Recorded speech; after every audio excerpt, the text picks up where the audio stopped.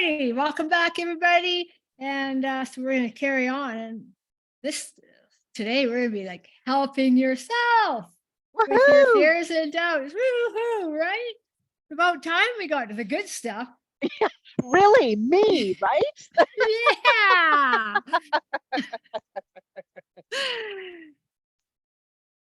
Okay. So in my journey, I have met, not personally, but I have come across some pretty amazing people that are doing some pretty amazing stuff. And so, first, I want to share it's called the cortices release. And it's another thing that really helps bring your vagus nerve back and then does a whole whack of grounding, really cool kinds of things for you. And so, if everything works, we're in business. Yay! Okay. So you can follow along or just watch it, but anyhow, then you're going to have it so that you can do this. And I'm curious, but when I screen share, you get to see the address up here, right? No, I just see the picture that's on your screen. So I just see Okay. the picture of the lady in the middle of the screen and the words, a place for horse communication, and then her name and Cortis's relief. All right. Okay.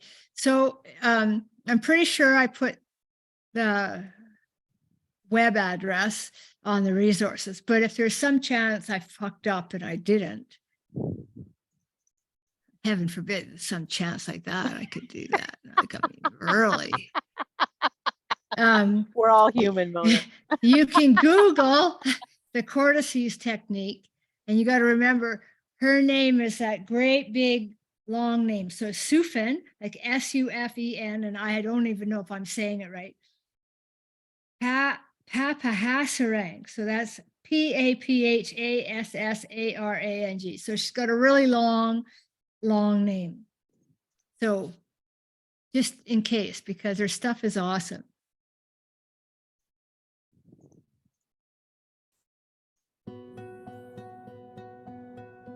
Hi, my name is Sufen Paphassassarang. I am a BodyTalk practitioner and instructor.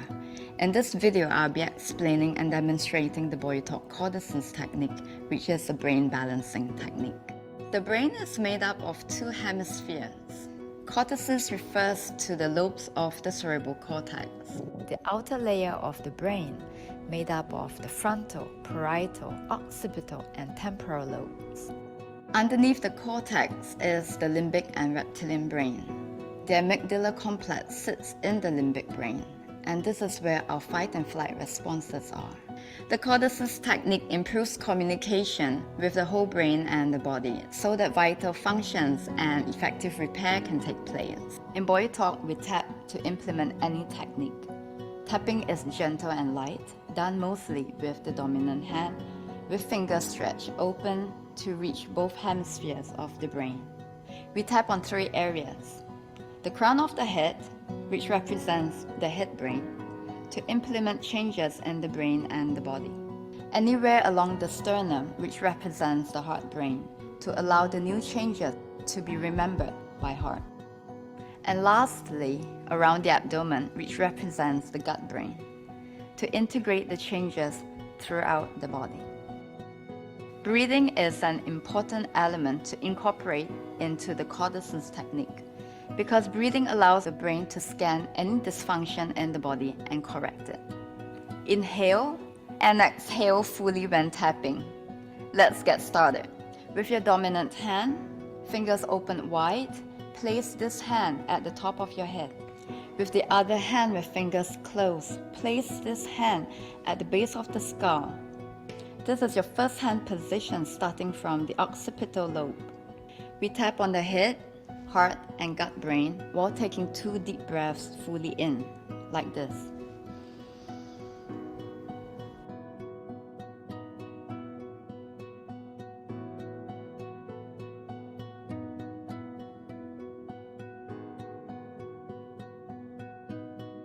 And we move to the next hand position. while tapping and breathing at the same time. We move on to all areas of the head, which represents the entire brain, while tapping and breathing at the same time, right up to the eyebrows.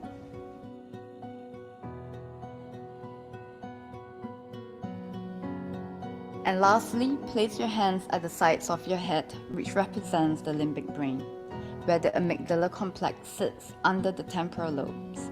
Releasing one hand and tapping the head brain, the heart brain, and the gut brain. Coming back together, tapping the other side. There is no fixed number of hand positions for this technique. It is dependent on the size of the hand and the head. The Cordison's technique is the single most essential technique in the Boytok system. This technique is based on the theory that all health issues, pain and symptoms, regardless of whether it is physical or emotional, are reflected in the brain at some level as a cold spot. Cold spots are areas of the brain that are experiencing a lack of blood supply or diminished cellular activity. This is commonly seen as poor memory, headaches, lack of mental clarity, or someone who is easily reactive to stress. People who are reactive to stress go into a constant fight-flight mode whereby the body does not heal. This is because the amygdala complex in the limbic brain is overreactive and constantly looking out for danger. By tapping the Cordisons, we can restore communication in the brain, bringing the brain and body into a relaxed and healing mode. The Cordisons technique improves communication with the whole brain and the body, so that vital functions and effective repair can take place. This improves the brain and body function and the overall quality of life. This powerful, simple, non-invasive technique is definitely worth a try.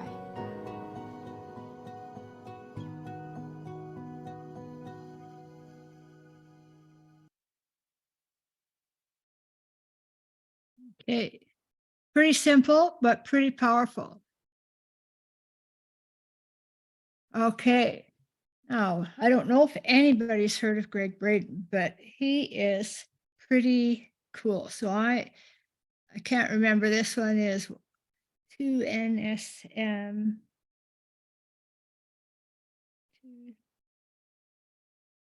I'm looking to see. I wrote them all down. Okay. Technique. Okay. Okay, so this here.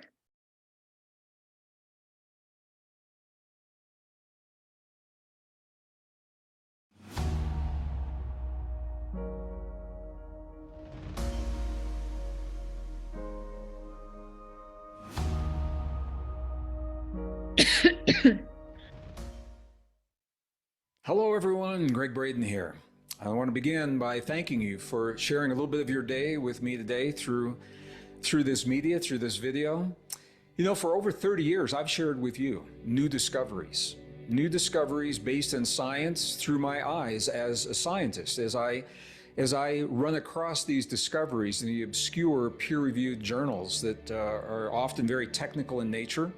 Discoveries that are relegated to these journals and specific segments of the scientific population, discoveries that you typically will not see in the mainstream. You don't see this stuff in mainstream classrooms and textbooks.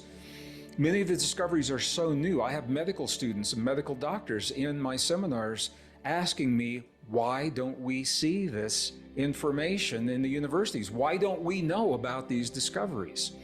And the answer is because it often takes years for the discoveries to trickle down from the research labs and the research papers into the application of everyday life, of everyday medicine. And you can take 6, 8, 10 years for this to happen.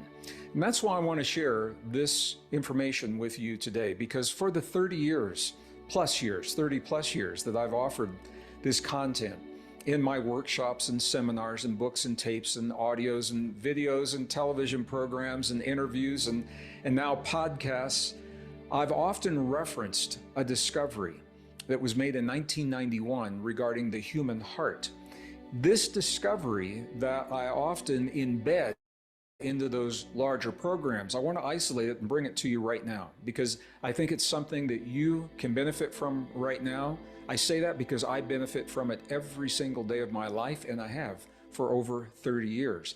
This is the discovery that was made in 1991, published in 1994, the discovery of approximately 40,000 specialized cells in the human heart. They're called sensory neurites. They're essentially brain-like cells, but they're not in the cranial brain.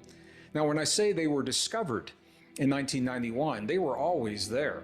It's perhaps more accurate to say they were recognized in 1991, but they've been with us from the time that we emerged as anatomically modern humans onto this planet. And we know this because when we compare our genome today, the DNA in our bodies, with the DNA that we can now extract from the fossilized remains of our ancient ancestors, what we find is that the genome hasn't changed, that we've had these capabilities from the time that we emerged on this planet. So this ability that I'm going to share with you appears to be fundamental to our existence. We're simply now awakening and growing in to the capability of its existence and what it can mean in our lives. All right. So the discovery, 1991, 40,000 specialized cells in the human heart, forming a neural network that thinks, feels, remembers independently of the cranial brain. Now, right there, this is so important because it means every experience that we have in life is registered in two places, in our cranial brain and in the neural network in our heart. If they're good experiences, no worries. Often we have experienced trauma in our lives, and we each interpret that trauma a little bit differently. An experience that may traumatize one person may not be interpreted as trauma to another person. And there are some experiences that are so painful universally, they are traumatic experiences. And when we go to heal those experiences through counseling and through therapy, often the counseling and therapy addresses the cranial memories, and that helps, and that's important. But often we feel like something's missing, and when we feel that, what I'm saying to you, what I'm sharing with you may be the answer as to why that is, because the cranial therapies may not address the therapies or the memories that we hold in our heart. So this is a very, very powerful understanding that we have two independent neural networks. Here's where it gets really interesting, and this is going to lead directly into what I'm going to share with you in just a few moments. You and I are the only form of life that we know of today that has the ability to self-regulate our biology in very precise ways. We are such advanced, such highly sophisticated biological systems, what is often called soft technology. We're not talking about computer chips and wires and chemicals. We're talking about neurons and cell membranes and crystalline bone functioning in our bodies in very, very powerful and profound ways that we can self-regulate through thought, feeling, emotion, belief, breath, focus. And if those all sound familiar to you, they happen to be the principles preserved in some of our most ancient and cherished indigenous and spiritual traditions. And I think this is why they were preserved in the ways that they have been, because they hold such a powerful potential in our bodies. Science is only beginning to understand, recognize, and embrace this potential. So the ability to harmonize the heart and the brain, the ability to harmonize the cranial network with the network in the heart. This neural network, this is what is available to you and to me in a way that's available to no other form of life, consciously, at will, and on demand. You and I are the only form of life that we can sit down in a chair like this in a moment in time or wherever you are and say, in this moment, I choose to harmonize the neural network in my heart and my brain, two separate organs, but we harmonize them into one potent system in our bodies. And once we do that, we open the door to a vast array of applications that I talk about in all of the work that I do, the books, the tapes, the seminars, the workshops.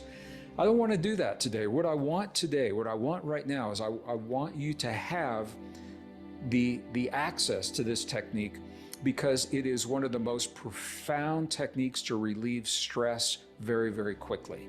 You and I are stressed every day of our lives through the uncertainty of what lies ahead, the uncertainty of finances, of jobs, of careers, of relationships, of where to live, how to live, what's happening to our country, whatever country you live on, what's happening to the planet, because we all live on this planet. That uncertainty triggers a level of stress, a chronic level of stress that depletes the biology, it depletes nutrients, and it compromises our immune system. If you ever needed a strong immune system, man, I can't think of a better time than right now in the midst of a global pandemic. However you think about that pandemic, it is taxing your immune system through stress right now. So let's get into this. I want to just give you a little context so that you know this is not a metaphor, this isn't make-believe. I want you to see what you're accessing, and then let's go through this exercise together. So the first thing that I'd like to share with you is an image of precisely what it is that we're talking about and what we're going to be dealing with, what we're going to be accessing within our hearts. What you're seeing on the screen are called intrinsic cardiac neurons. These are the neurons that we have access to in our heart that also can communicate with our brain through principles of self-regulation that we're actually going to do together here in just a few moments. But I want you to see this so that you know that we're not talking about a metaphor or a make-believe or a wishful concept. You know, so often in literature and in our history, when we talk about the heart, it's from a very lofty philosophical perspective, and it's good. And the heart fulfills those lofty philosophical ideals. But what I'm talking to you about right now is rock solid science. This is peer-reviewed science. These are the neurons located in the heart that form the neural network. The image that you're seeing now, all of those little blue dots illustrate where this neural network is. This begins to tell the whole story. Look at where this neural network is. It's not at the bottom of the heart, it's at the top, near the places, number one, where the valves open and close to send the blood into our bodies, and number two, where the arteries and the vessels enter the heart so that the blood can come into the heart or leave the body. These neurons are around those specific places. Now, the way that the valves open and close send a pressure wave through the blood that is a language unto itself. Your heart speaks a language to your body through the pressure wave that is created every time the heart beats, and that pressure wave tells the body, it sends a signal, and it tells the body what kind of chemistry to release into the body, whether it's a stressful chemistry or if you're feeling safe, it's a healing and rejuvenating chemistry, or it tells the body what kinds of hormones need to be addressed and how to address those, all from the way that the valve is opening and closing. And that valve opening and closing is largely regulated through these neurons, and the neurons are responding to you and the way that you feel about yourself, about your relationship to the world. If you feel safe, if you feel threatened, if you feel a sense of well-being, or if you feel a sense of high anxiety, chronic anxiety, with no way to reconcile that anxiety. So that is one function of these sensory neurites near the valves. They're doing the same thing near the arteries, the blood that enters, the blood that leaves. These are regulating blood pressure and the way that blood is flowing in the body. You and I live in a stressful world. Our world is changing, as I mentioned earlier, and we're not being given any way to reconcile the stress. We're not given any sense of where the change is leading. All we know is that what we used to know in the past is gone, and we're in the middle of some event that is changing our families, our communities, our society, our nations. It's changing the way we work. It's changing the way we think about money, about security, all of that. But we're not really being given a way to reconcile that so that we have relief from the stress. That's why I want to share this technique with you, because you and I are going to self-regulate our body to give our bodies relief from the stress within, even though nothing may have changed in the world around us to give us that relief. This is a very, very high form of mastery. When you can find relief from a stressful world, even though the stressful world is still out there. It's a very, very high form of mastery. So I want you to see that we're dealing with something that is real. New scanning technologies now make this even more real. What you're going to see is a three-dimensional scan of the human heart where this neural network resides. So what you're seeing right now, this is the scan. I love this technology. And the yellow that you see near the top of the heart, this is where the neural networks or the neural network of the sensory neurites resides. I'm going to highlight it for you right there. You can see it. So this is important because once you see this, you cannot unsee it. Once you see this, you have a sense that you're dealing with something real and that you are communicating with a physical part of your body that simply is not acknowledged in the mainstream. Typically, that's beginning to change. But most high school and college textbooks are not talking about this neural network in the way that we are. So now that you know what we're dealing with, how do we use it? How is it applied? You are the only form of life. You and I, we're in this together. We're the only form of life with the ability to consciously self-regulate the neurons in the heart and how they communicate with the neurons in the brain. We are the only form of life that can take the neural network of the heart and the brain, two separate organs, but harmonize this neural network into a single potent system in our bodies. And this is where our highest levels of mastery begin. Because once we create this harmonized state, it opens the door to a plethora, a vast array of potentials and possibilities that are the subject of my books and tapes and videos and audios and workshops beyond the scope of what I'm going to talk about here. Right here, I just want you to have the technique so that you can relieve the stress at least once a day, maybe multiple days or multiple times throughout your day. So what we're talking about visually, two organs, the heart and the brain, but look at this, becoming a single system by sending the correct signal from the heart and the brain, establishing a link, a very low frequency link, 0.1 hertz, really, really low frequency. When we can set up a relationship, send a signal between our heart and our brain of 0.1 hertz, we establish this harmony. All right, now I just have to do this because I am a geologist, and the geologist in me wants you to know why 0.1 hertz is so important. You know, why isn't it A440 for the musicians? I'm a musician, you know, it's one of the questions I asked. Why not A440 or why not some other frequency? 0.1 hertz is a very, very important frequency on this planet. So what you're seeing is a cross-section of the magnetic fields of the Earth. And when we look at what are called the magnetic field line resonance frequencies, I don't want to get really technical, but I want you to see that this is real. What you're seeing is a graph of these field line resonant frequencies. The first spike where the red arrow is, the frequency, it's not 0, it's not 0.2. Look at this, it's 0.1. That first spike is the primary field line resonance frequency of the planet we live on. What that means is that when we harmonize our heart and our brain to that frequency, not only are we harmonizing the systems within us, we are harmonizing our system to the bigger system of the planet we live on. Wow, that is where your healing begins. When you bring your heart and your brain and your biological systems and your organs and your cells and your glands into alignment with the fundamental frequency of the system of our planet, that is where your healing begins. This is where you find your power. Now, if we lived on another planet, Someone asked me once, yeah, it would probably be a different frequency, but right now we're on Earth, and 0.1 hertz is the frequency that we want to harmonize to. So when we harmonize our body, and this is I love this image. Not only are we harmonizing the systems within us, we're harmonizing ourselves to the planet we live upon.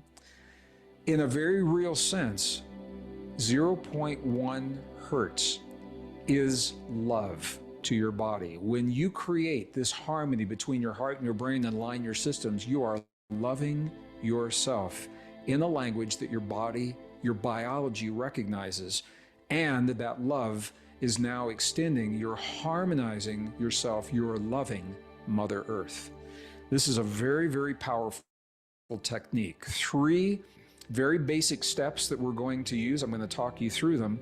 Again, with permission from the Institute of Heart Math, their science parallels so many of the traditions that I've found in studying and living with indigenous peoples today, as well as in the literature of the ancient and the forgotten peoples of our past that recorded the techniques of how they achieve these high levels of harmony. Because when you do this, this is when you relieve the stress. This is when you enhance your immune response. This is when you trigger the longevity enzymes that allow for regeneration, rejuvenation, and healing, and so much more we talk about in the other programs. So let's do this together. I'm going to invite you to share this with me. And please do this only if you're in a place that's safe. Do not do this if you are driving any kind of machine or operating any heavy machinery.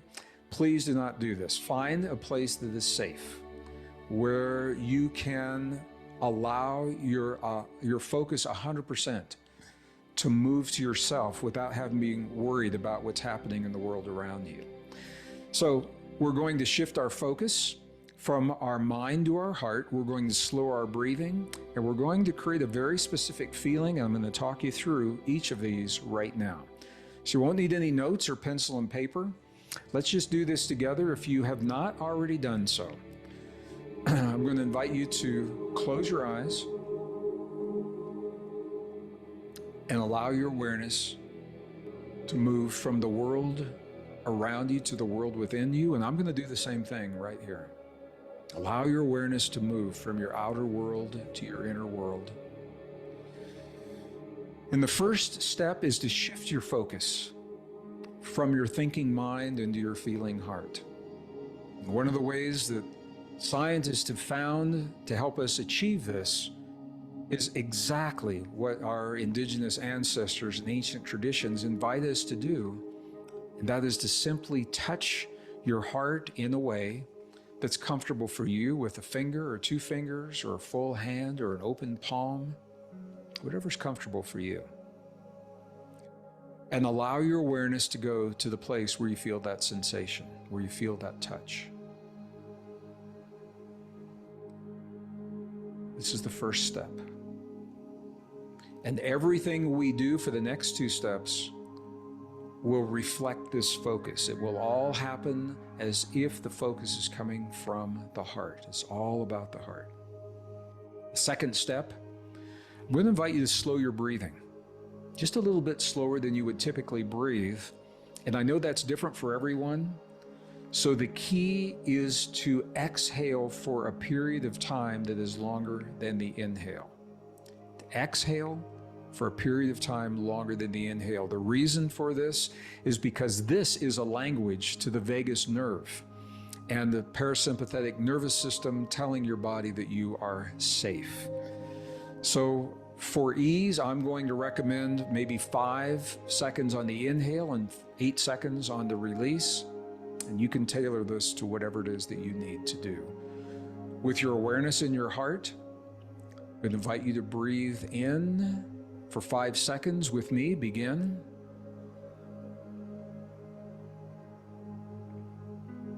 And release for 8.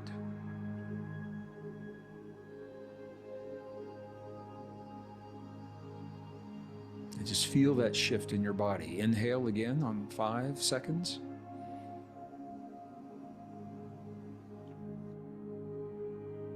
Release for 8.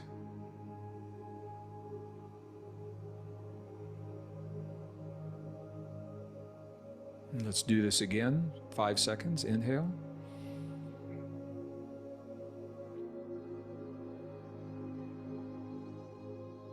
Release.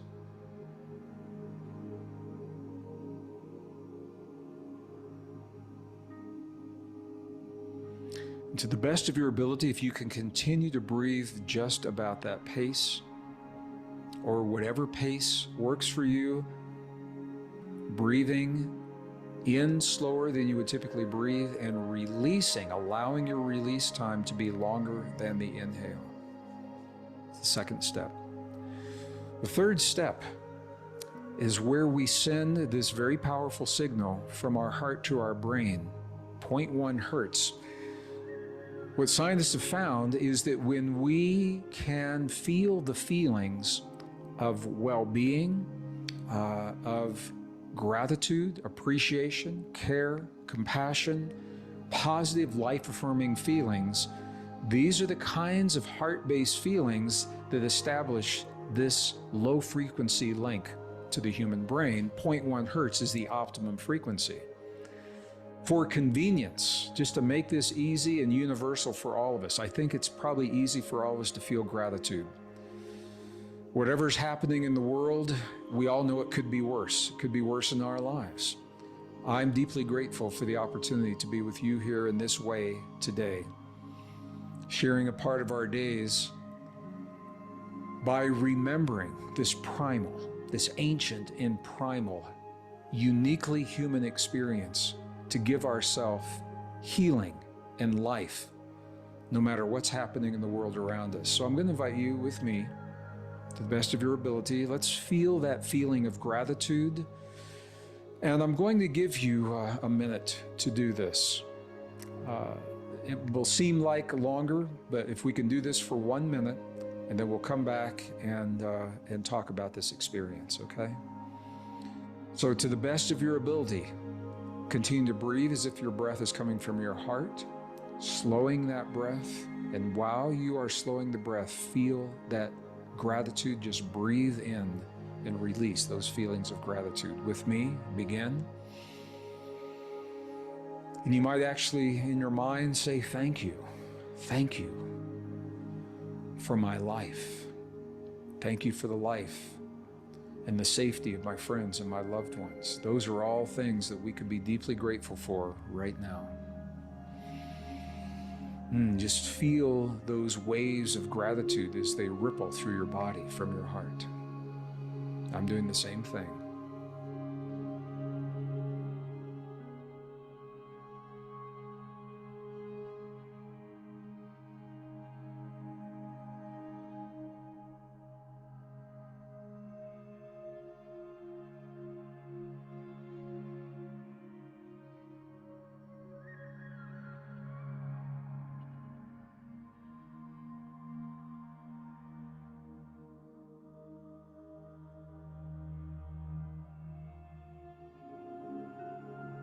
Remember to breathe. Just a little bit slower than usual.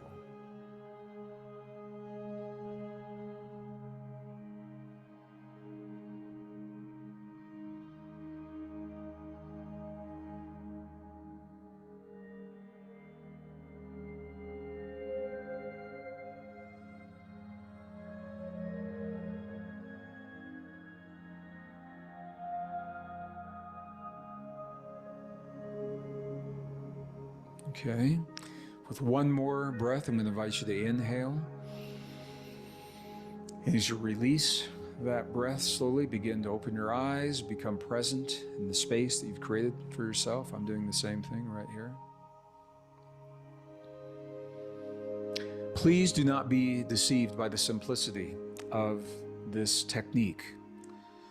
This technique has been with us in our memory and our bodies from the time that we emerged 200,000 years ago, because this technique, this state of being, this state of consciousness, is the state that we find ourselves in when we're born into this world. And young people are in this harmonized state until they're conditioned out of it early in life. So if it feels familiar to you, this may help to understand why it feels familiar. As I mentioned, this technique is just the beginning. From this harmony, there are so many things that we can launch into from this state of optimized biology. This is the place where we would do our deep states of intuition we can enter to from here. If we're going to use affirmations, you would use them from this place. If you want to optimize your body before yoga, before physical performance, before martial arts, before sports, this is the place where you would do this. If you want to optimize your body before a performance of music, this is the place that you would begin and then go forward to do these things. The scientists recommend optimizing this technique for about 3 minutes, at least 3 minutes. 3 minutes of this technique sends a signal to our body, begins a cascade of chemical experiences that last up to 6 hours, where our stress levels decrease, the levels of cortisol decreases, while the DHEA, the precursor to every hormone in our body, increases over 100% just from 3 minutes of doing this. You awaken the longevity enzymes, you strengthen your immune system just from 3 minutes of doing this, because you've removed the stress that depletes the immune system. So there's so much more that we could do from here. Truly, Heart-Brain Harmony is just the beginning. That you now have a tool that you can use every day in your life, at least once a day in your life, to give your body relief from the stress of a world that's changing and a future that is unknown. And for that, I am grateful for this time together. Thank you so much for sharing a few minutes of your day with me today.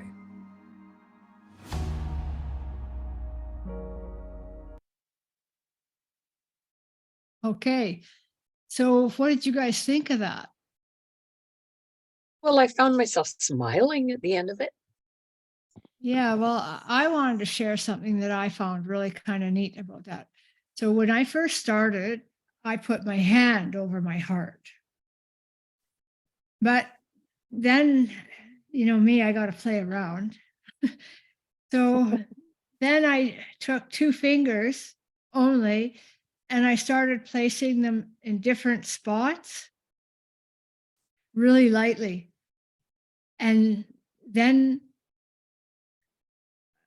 there's one spot where I instantly felt it connect. And I found that pretty cool, because as soon as I felt that connection, I didn't wonder about any part of anything, because I could feel it. And so it was like somehow my fingers, the energy from my fingers, the energy from my heart found each other when I just used 2 fingers together, and I was just lightly moving them around underneath where my hand was. And so you guys got to try that too, and see when you do this again, if you can feel that it's really powerful. And see, because I started off with my hand, but I can tell you, I got way different things with the 2 fingers. Because, yeah, anyhow, I don't know how to explain it, but try the 2 fingers, play around.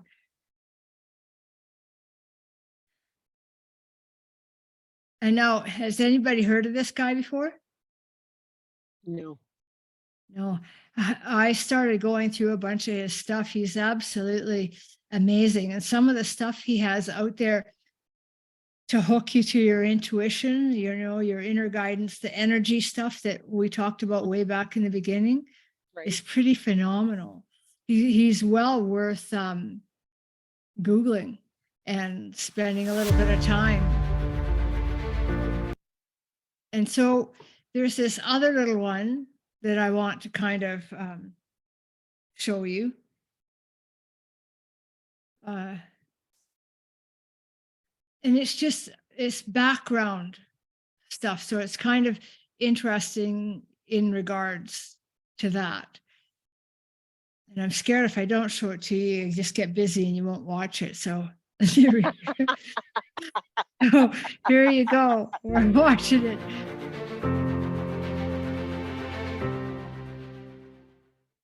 My name's Greg Braden, and I'd like to welcome you to this very special presentation of Missing Links, the deep truth of our origin, history, destiny, and fate. In our last episode, we discovered how the mysterious genetic fusion of DNA endows us with this extraordinary potential, and we also discovered that we can awaken this potential when we choose, when we want, on demand. Well, in this episode, I'd like to explore two of those abilities, two of those potentials, super learning and deep intuition, as well as the technique that we use to awaken these things in our lives. I'm going to invite you to look at your screen right now, and I'm going to talk about brain states just for a moment. What you're seeing on your screen are the traditional brain states. At the very bottom of the screen, the delta waves, long, slow waves. And these are when we're deeply asleep. And then the theta waves, when we become drowsy. The alpha waves, where we're more relaxed and maybe in meditation. The beta waves, this is where maybe you are right now when we're busily engaged in daily activities. This used to be the end of the brain states, but there is another brain state that scientists are working with now, and it is above the beta wave. It is called gamma. This is the gamma state, and look at how much faster and how much more compressed these brain waves are. Well, interestingly, these are the brain waves that the Tibetan monks were creating in their bodies intentionally, on demand, to accomplish the amazing feats of healing, of awareness, of intuition. They're able to regulate their body functions, their body temperatures, their immune response, their anti-aging hormones, all on demand when they choose. And this is where they find their power, by realizing this potential. So I'm sharing this with you now because, interestingly and perhaps not surprisingly, it is by harmonizing the heart and the brain that we achieve this gamma state, or one of the ways that we can achieve it, that we achieve this gamma state intentionally. And when we create the gamma state, one of the first things that scientists say to us is it opens the door to precisely what we've been talking about, to states of deep intuition. It opens the door to increased focus, where we can recall everything about any memorable event. This sounds like some of the very popular television programs where individuals are trained to become superhumans, and they walk into a room and boom, they know everything about everyone in that room. Total recall. The gamma state is what allows us very fast processing of storage and information and retrieval. And it actually makes a lot of sense that we would be able to do that. When you think about fast information retrieval and involving the heart, if you really think about it, this makes tremendous sense for this reason. When we process information solely in the brain, when you ask your brain a question, the answers generally are a little slower. As I mentioned before, in the heart, they're boom, almost instantaneously. Often when we ask our heart a question, it answers before we finish asking the question. And the reason makes a lot of sense. It's because the brain, before it gives us the answer, goes through all of the loops of the logic, the fears, the issues that have come up in the past, the issues of self-doubt, the issues of self-esteem, all of those things, those are the logic loops the brain goes through, the filters, before it gives us an answer. Heart doesn't do that. Heart, you ask a heart a question, boom, it gives you the answer. Part of my heritage is Native American, is Cherokee. And in the Cherokee tradition, as well as in some others in the Midwest of the United States, our indigenous ancestors knew of this power of the heart, and they actually gave it a name. And this is one of the things, there is no English translation specifically for this name. There is no single English word that means precisely what the native words mean. So we have to create English words around it. Like prana, when we say the word prana, that is a Sanskrit word. There is no English word that means prana.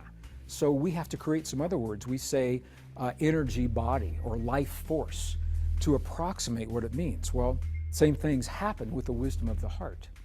And the word that's used is called Shante Ishta.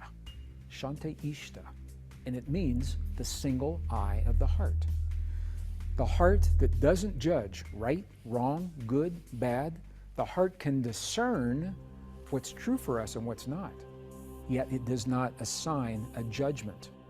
That's a powerful distinction, and that will empower you in situations whether you're in the boardroom or the classroom, or you're with your friends, or in the most intimate relationships with those that are closest to you, where you tap and they know you well enough to tap the buttons and the triggers that elicit responses that sometimes you wish you hadn't have said. If you can get out of your brain and go into your heart, Shante Ishta, the single eye of the heart, it'll tell you what's true for you. And you only can't tell you what's true for someone else. And it will do it with discernment.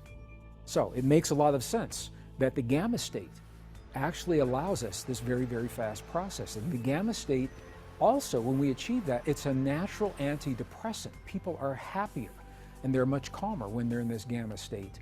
And it also awakens, it breathes life into our sensory perception. When we're in the gamma state, we can pick up scents that we cannot pick up typically in the beta state. You smell things, it becomes alive. Your sensations of sound, music feels differently. It doesn't just sound, it feels differently to you. And these are all the benefits of being in the gamma state. So I'm saying this to you now because we're about to move into the gamma state. And I want you to know all of the benefits that come from doing precisely this.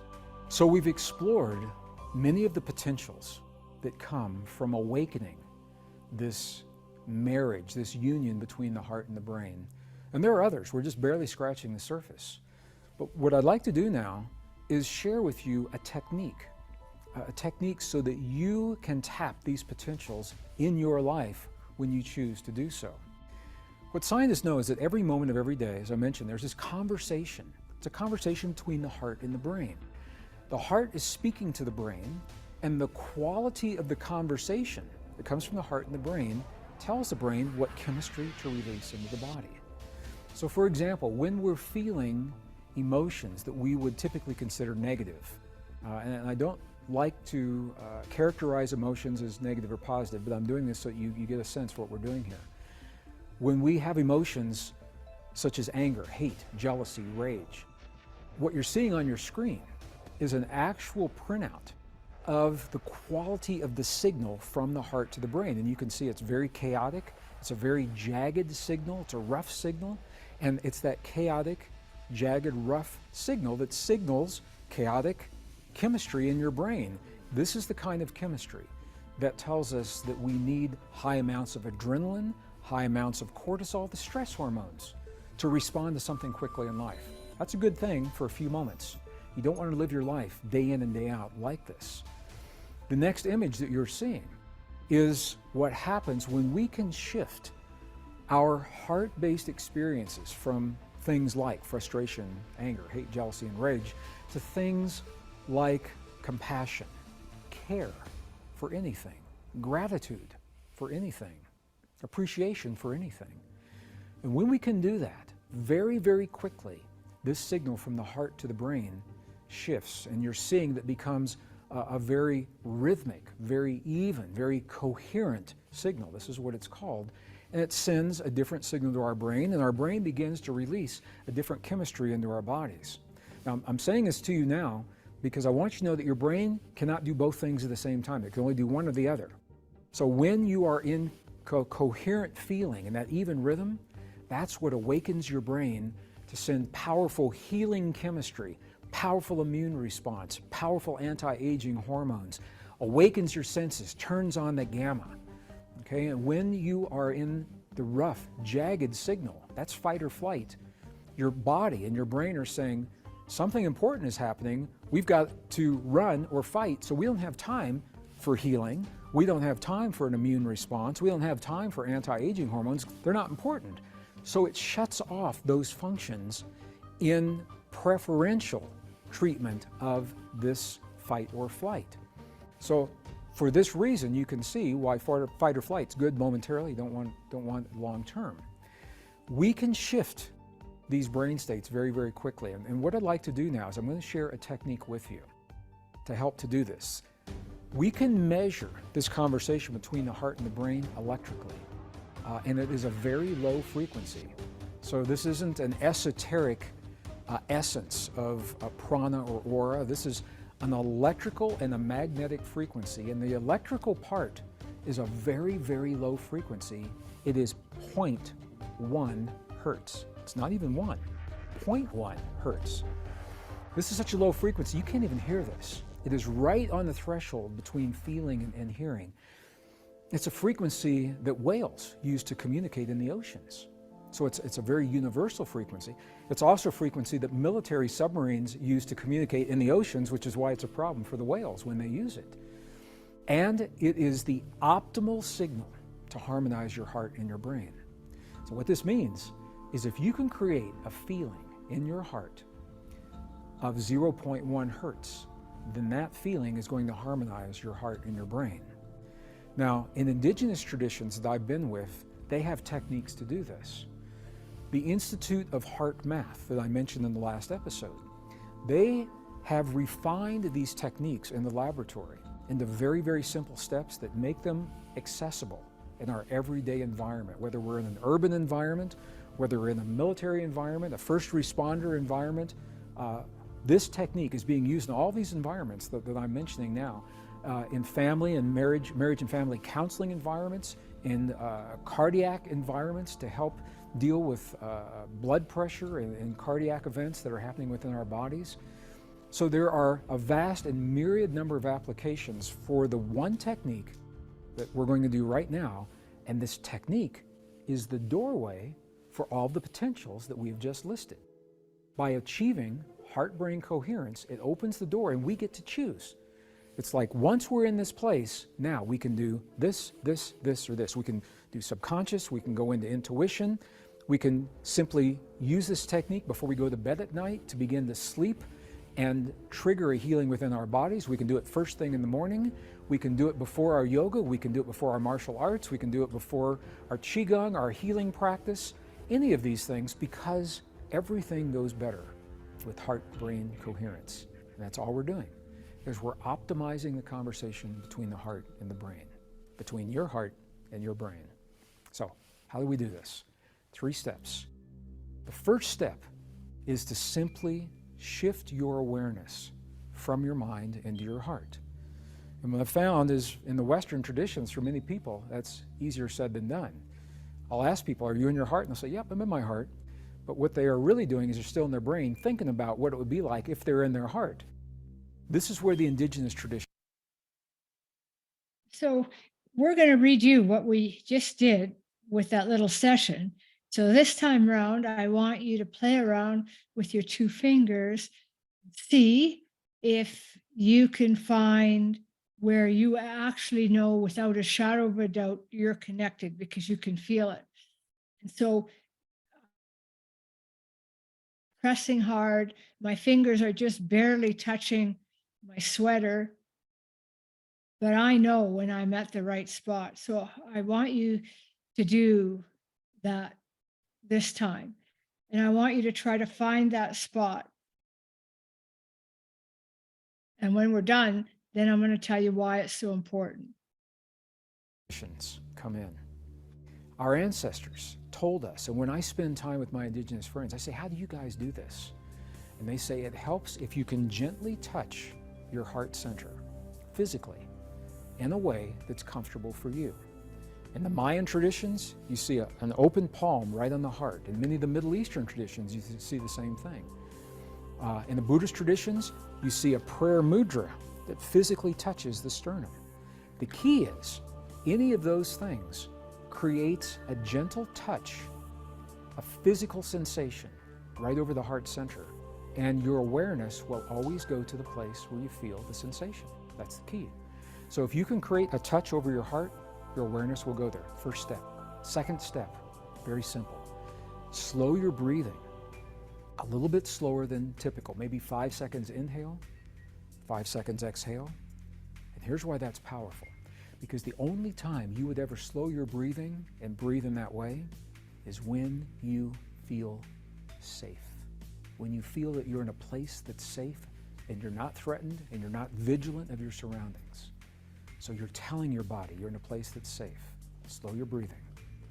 Third step, and this is the key, is to begin to feel the feeling that creates 0.1 hertz. Feel the feeling that sets up the coherence between your heart and your brain. How do we do that? I gave it away earlier, we've already mentioned it. Scientists have found at the Institute of Heart Math, their researchers have found that there are 4 key words that work almost 100% of the time for everyone. Appreciation for anything or anyone, gratitude for anything or anyone, care, and compassion.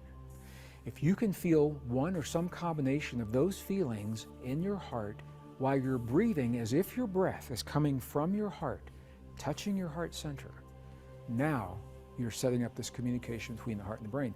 Now you are triggering those neurons to begin to reach out and find other neurons to strengthen this connection.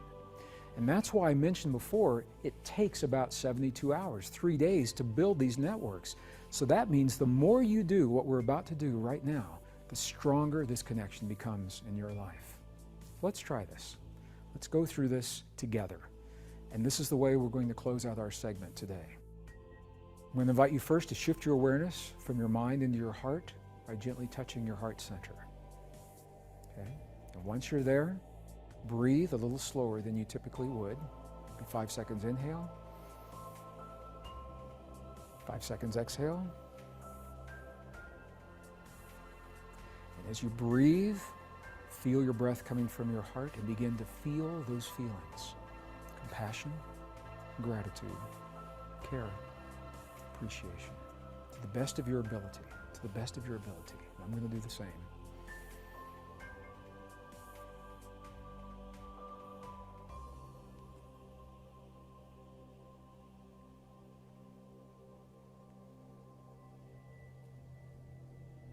Okay. And what researchers have found is that typically 3 minutes, only 3 minutes of doing what we have just done will set into motion a cascade of events within your body, biochemical events that will last as long as 6 hours. The immune response, the SIGA response, first line immune in the white blood cells of your mouth, they are reflecting this effect for up to 6 hours after you actually create the experience. So I mentioned that we can do this any time of day. You can do it before you sleep at night, first thing when you wake up in the morning. This technique, as simple as it seems, is the powerful key to awaken the greatest potential in your life. The simple technique that we have just experienced, it is the key to our personal power and to the doorway of all the abilities considered rare and mystical in the past. We don't have to go to a monastery halfway around the world to learn them. In our next episode, we're going to discover how this very technique is also the key to trigger the self-healing within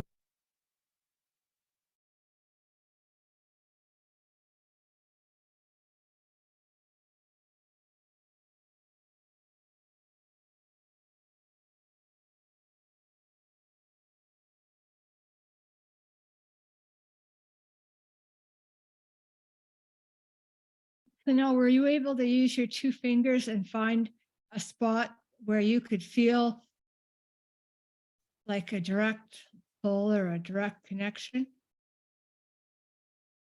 Well, one spot just felt more comfortable. Yeah. Okay. What about you, Ellen? It worked better with my hand. Okay. It just, yeah, it's hard to explain, but it was more comfortable. Like it seemed to just rest in a place Okay. that worked. Okay. So that's good because, we got to play around. We got to find stuff where we can make sure we're getting the best out of everything that we're doing for us, for each one of us. So yeah, so I'm glad you played around and I'm glad you figured that out. And so why this is so powerful is because in a very short period of time, you can bring yourself to be in a place that is the most congruent, most coherent so you can imagine now when you're in this place, the attractant that you hold for your horses. Because horses naturally can't get enough of this stuff. Makes them feel safe. It's a language they understand. It also brings you to a place where you are able to make everything all around you better, because your energetic field influences the energetic field all around you. And so the better you can get at bringing this to yourself, and more frequently that you do it in different situations, then the outcome will change a lot. And then your perception of everything will change. And so in so many ways, that's freeing, and it gives you knowledge that you're just not there at the mercy of whatever is going on. You actually have a way to kind of, in some ways, manifest what it is you're looking for. Even though I don't like to use the word manifest, because it means you're trying to go after something. As soon as you're trying to go after something, it's elusive. But nonetheless, bringing yourself to this place where there's this coherence or congruence, like I like to call it, is really where it's at. And so the stuff that we learned in part one, this is just kind of keeps building and building and building. So let's say you're riding your horse and your horse gets really excited and it's starting to set you off. So you're starting to get concerned or worried. So you can go to this place, and when you come out of this place, you're going to notice there's a total change in your horse. So very, very powerful to use this, very, very powerful to make it part of your life and be able to go in and out of these different states when you need to. Make them automatic, make them something that is as familiar to you as putting on lip gloss or lip balm. Now, Alan Watts have you guys heard of Alan Watts? No. Okay, so he's another really amazing guy. And so sometimes when the whole world just seems screwed up, this is the guy you might want to go on YouTube and look up and listen to, because I am 1000% sure he has no idea what he's going to say.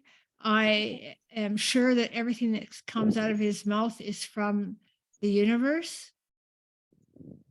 And he has a way of making everything simple, easy,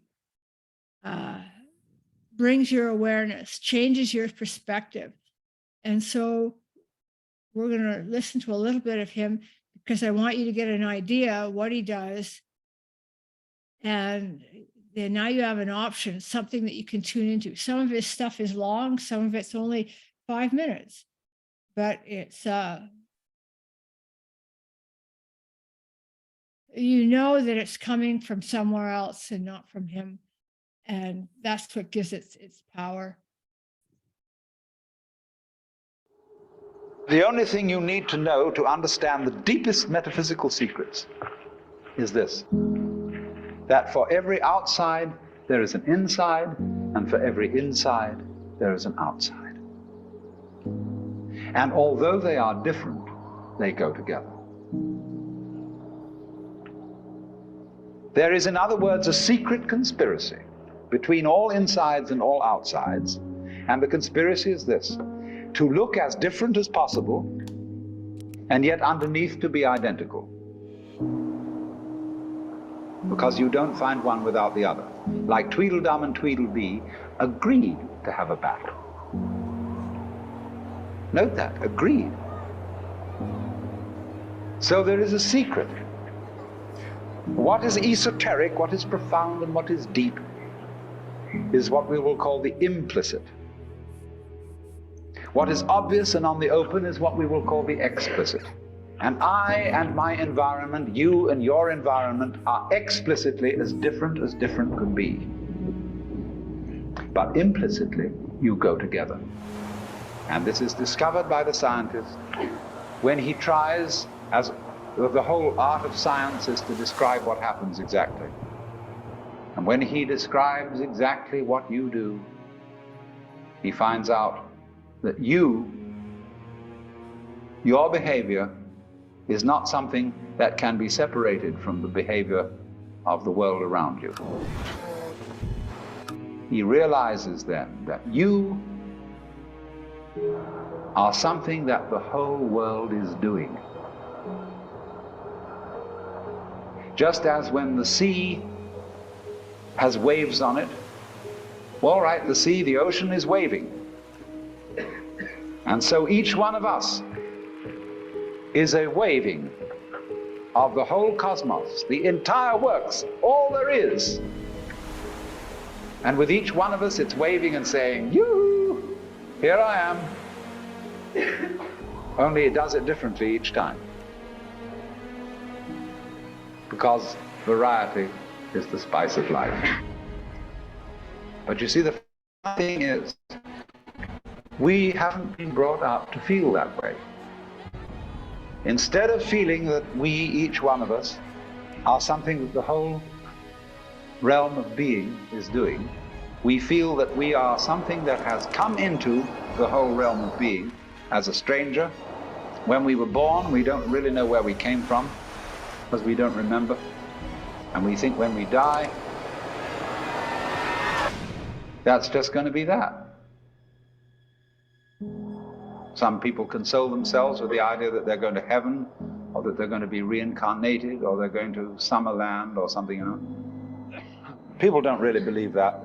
For most people, it's plausible. The real thing that haunts them is that when they die, they're going to sleep and never going to wake up. They're going to be locked up in the safe deposit box of darkness forever.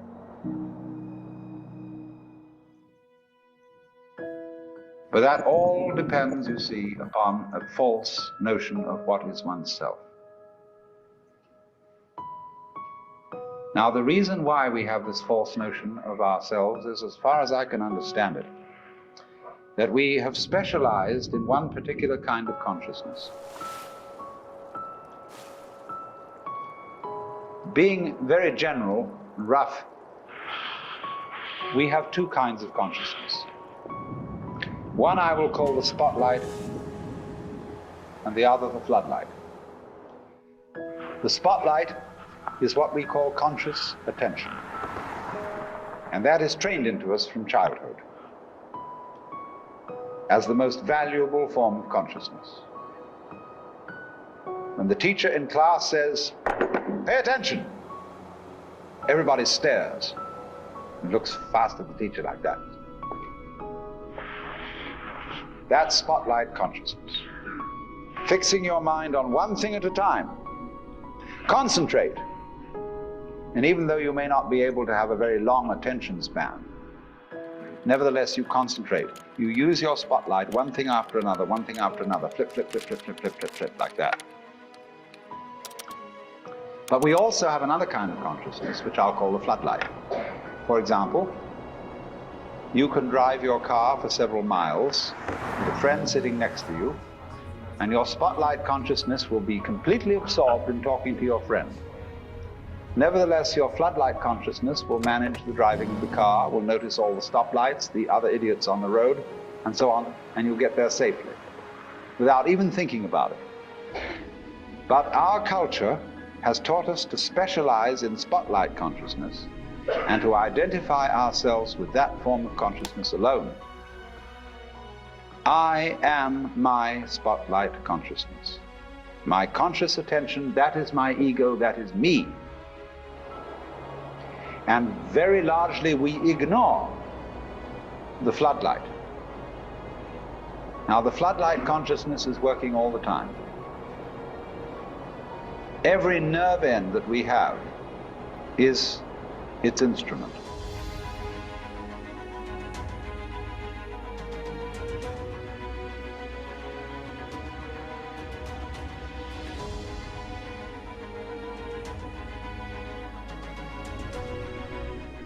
Now, because we have been brought up to identify ourselves with the spotlight consciousness,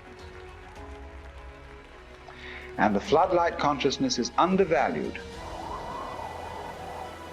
we have the sensation of ourselves as being just the spotlight, just the ego that looks and attends to this and that and the other. And so we ignore and are unaware of the vast, vast extent of our being. People who by various methods become fully aware of their floodlight consciousness have what is called a mystical experience or a cosmic consciousness, because they discover that the real deep, deep self, that which you really are fundamentally and forever, is the whole of being. All that there is, the works, that's you. Just as a sun or star has many rays, so the whole cosmos expresses itself in you, in you, in you, in you, in you, with all the different variations. It dances, infinite variety. But every single dance that it does, that is to say, you is what the whole thing is doing. But you see, we forget it. We don't know. We've been brought up in a special way, so that we are unaware of the connection. The external world is your own body extended.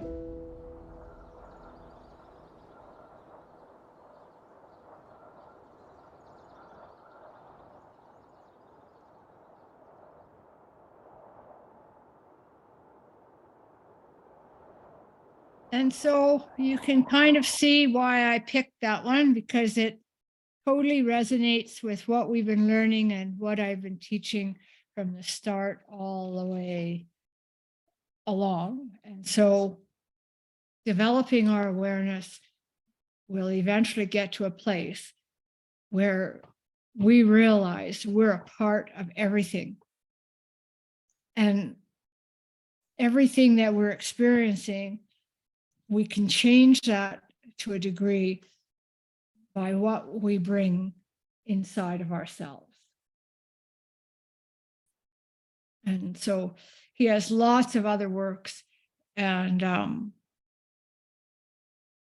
think sometimes when you just kind of have a blasé day or you're lacking direction, you listen to some of the things that he has to talk about, it will give you a different perspective.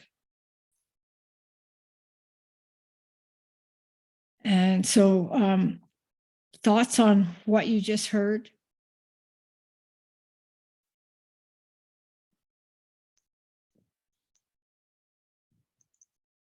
Okay, Well, so it's kind of cool. I mean, he kind of brings you into awareness of some of the stuff that you're not really paying attention to all the time, right? yeah, I thought it was kind of funny when he said your general attention. So when you're having a conversation in the car, you can be totally involved in the conversation with your friend, but your general attention will still help you drive the car and stay away from the other idiots on the road. So yeah, yes, I was like, yeah, okay, I can relate to that. Yeah. yeah, yeah, yeah, yeah, yeah, I know. Yeah, so I really like a lot of his stuff that he's put out there. And until I started this journey, I had no idea any of these people existed. So, you know, they all ended up in my lap. And so I guess there is a reason. And so they've become part of this. And so we're still moving all along here on how to help yourself with your fears and stuff. And so one of the first ways is you really need to take some time to identify what they are and determine if they're your friend or they're a foe. And so if they're your friend, then that in many ways is doing you a favor. So the fear of a hot stove, so you don't want to touch the hot stove, is your friend because it's telling you that would be a really bad thing if you touch the stove. And at the end of the day, it's extremely real. It's extremely valid because there is no doubt, as long as the stove's on, if you're going to touch it, you're going to burn yourself. So now that would be a faux fear if you were so afraid of the stove, you couldn't be in the same room as the stove. So that becomes a faux fear because now it's impacting your life in some way, shape, form, or fashion. And because we want to deny our fears and minimize them and pretend they're not there, sometimes identifying where they are and what they fall under is a little bit tricky. And so sometimes it takes us a while to play around to kind of figure those things. And you know, we've talked about this before, but it's really important to always kind of be thinking about, well, what kind of fear is this? And so am I going to be grateful for it? Or is it going to signal to me that I need to do some work here?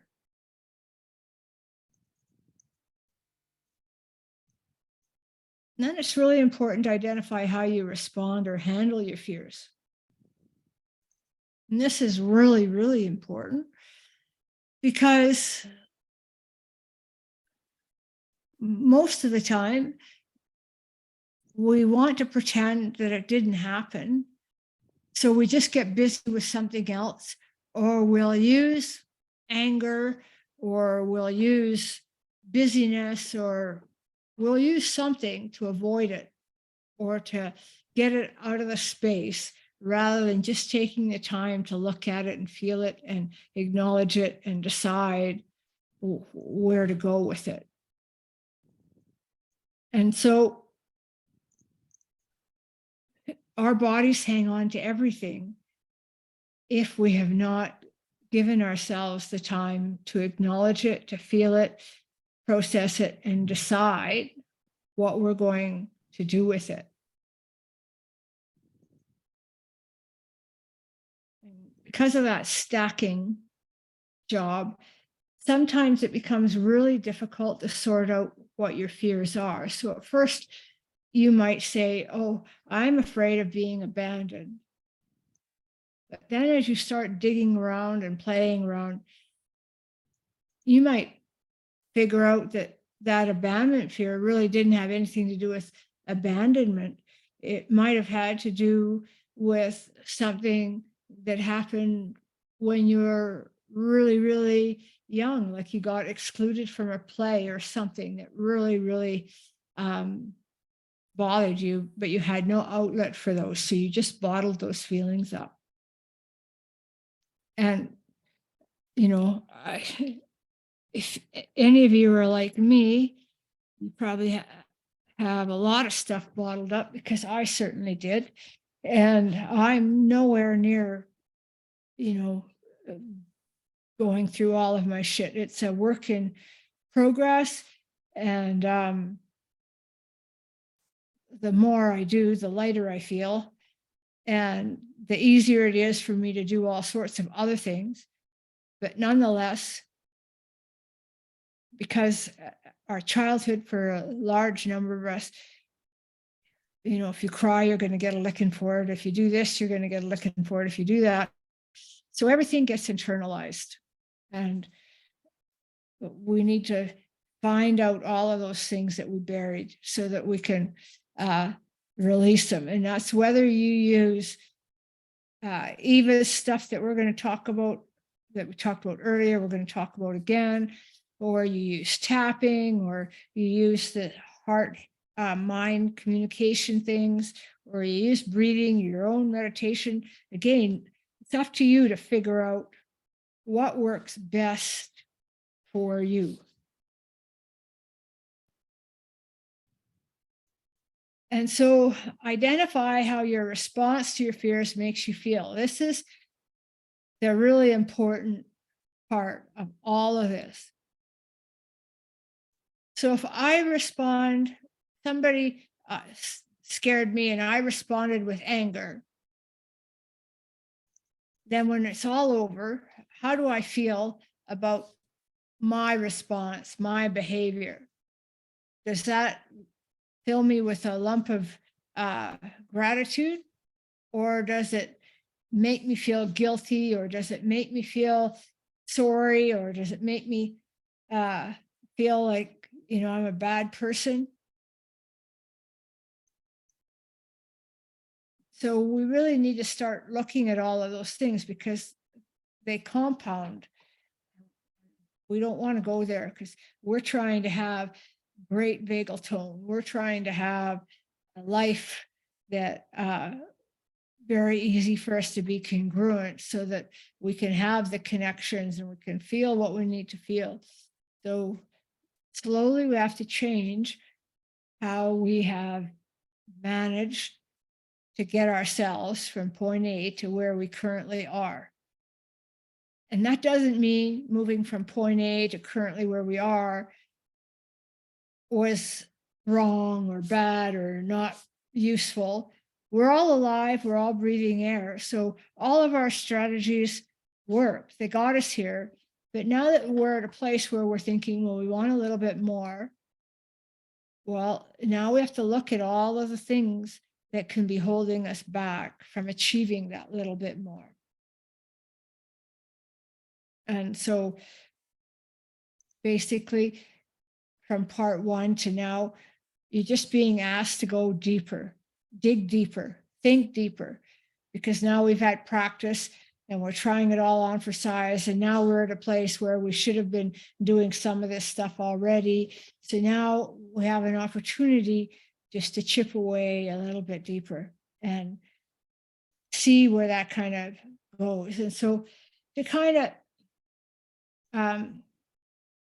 give another example, I took a header off my horse. So now I'm afraid of falling off and getting hurt. So that's, you know, a friend fear because it's a good possibility.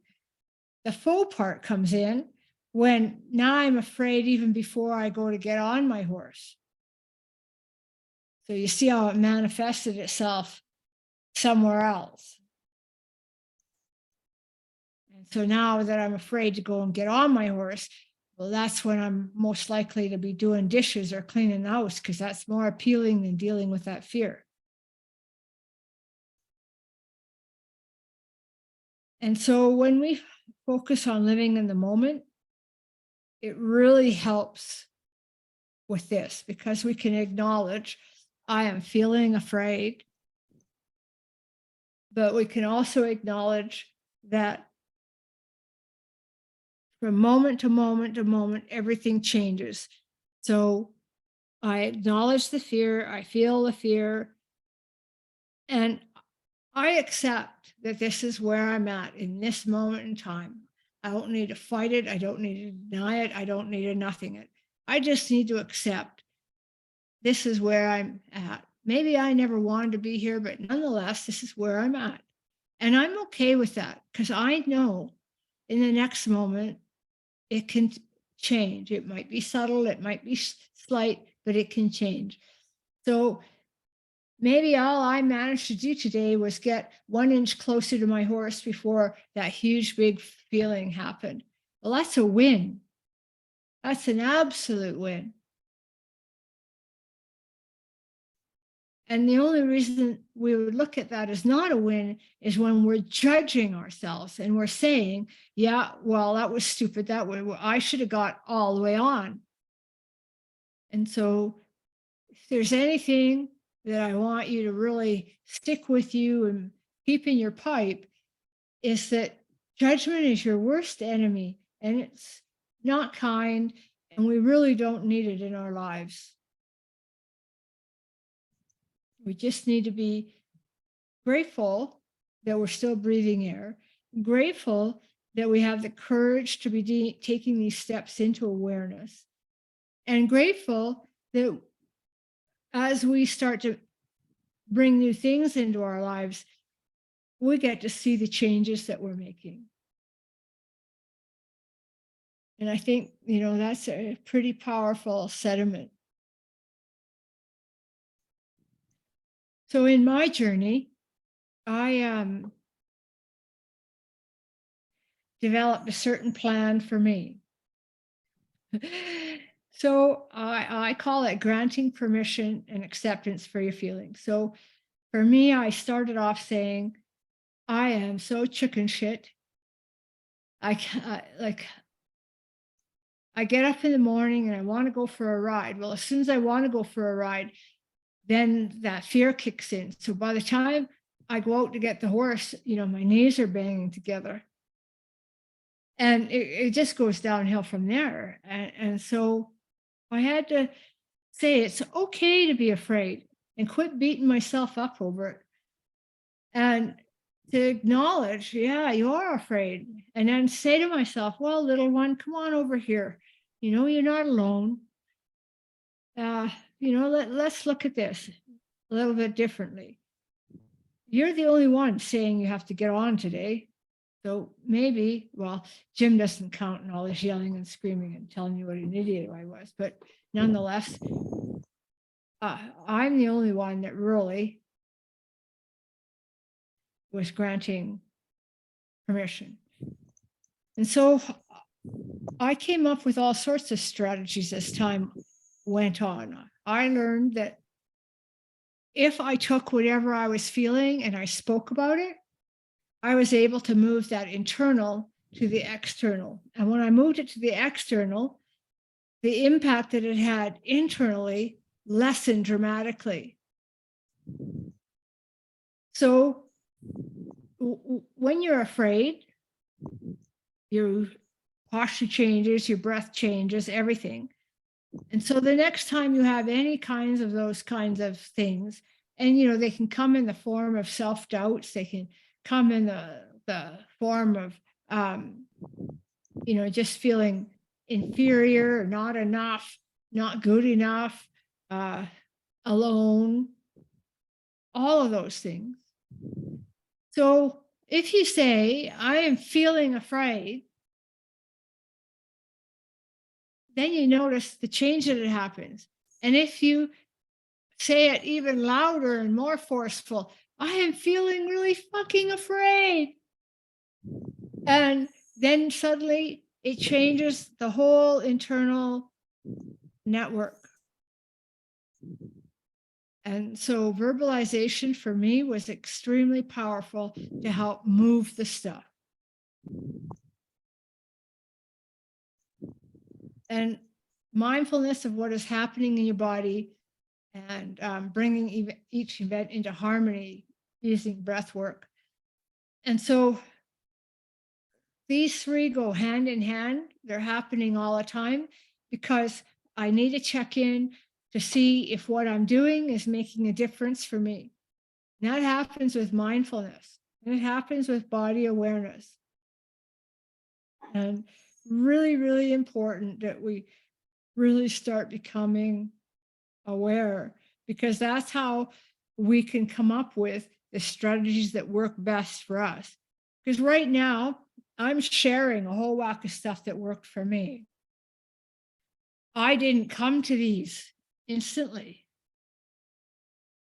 I went up and down many avenues and tried all sorts of different things on for size before I found what really worked for me. And I will say that I've used these to help a lot of people and they've worked for them. But I can say that when you play around enough so you can find the stuff that's yours, it's going to be even more powerful.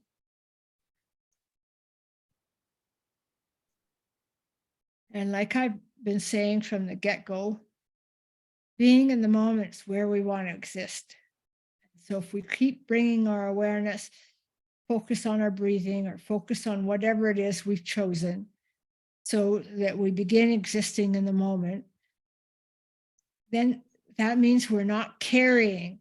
We don't have stuff that we're shoving in our bags, because it seems like we all have pretty big suitcases. So we don't want to keep putting stuff in those suitcases. We want to get it out, gone. Yeah, that was the experience, felt it, seen it, done it. Yeah, now it's gone. Thank Christ. Good luck. Bye-bye. This was a big one for myself. So I'd always say, all right, so what are my options or what's my plan? So I'd go, okay, I want to get on my horse, but I'm scared shitless. So let's see. My options are I can go out there and just stand in the mounting block until I feel better. Oh, I can bring my book maybe and just sit there on the mounting block and read to my horse. I can get on, but allow myself to get off right away again. So I don't need to muscle my way through that. And so I would just come up with a whole list of things that I could do. And I would never once have a thought about what somebody else might think. So, well, come on, like you got on. So what are you getting off? Well, those are the kind of people you don't need there when you're going through this process, because this is about figuring out stuff for yourself. So I'm riding my horse and I'm going to get afraid. So what am I going to do? Okay, so you got to have a plan. And so in my case, I decided that when I get scared, I want to get off. So then I went about teaching my horse. So when I said, I'm scared, I need to get off, my horse would just stop whatever it was doing and stand still, and I could get off safely. And in the beginning, I packed a pocketbook because sometimes I'd have to read 2 or 3 chapters before I could get myself into a place where I had enough courage to get back on. And so these are my options. Everyone listening will come up with different options. And now if you don't have a horse, but let's just say you're terrified of spiders. So you can look at that same thing. So if I go into the bathroom and there's a spider in there, what are my options? So that I don't go to my normal thing, which might be seeing the spider and screaming and running out and slamming the door so hard that it almost rips off and all the windows in your house burst open. I mean, we're trying to work our way to a place where we can manage ourselves better. So really, really important questions to ask yourself. And of course, asking for help is a really good thing, but you have to be very careful who you ask, because you don't need more pressure.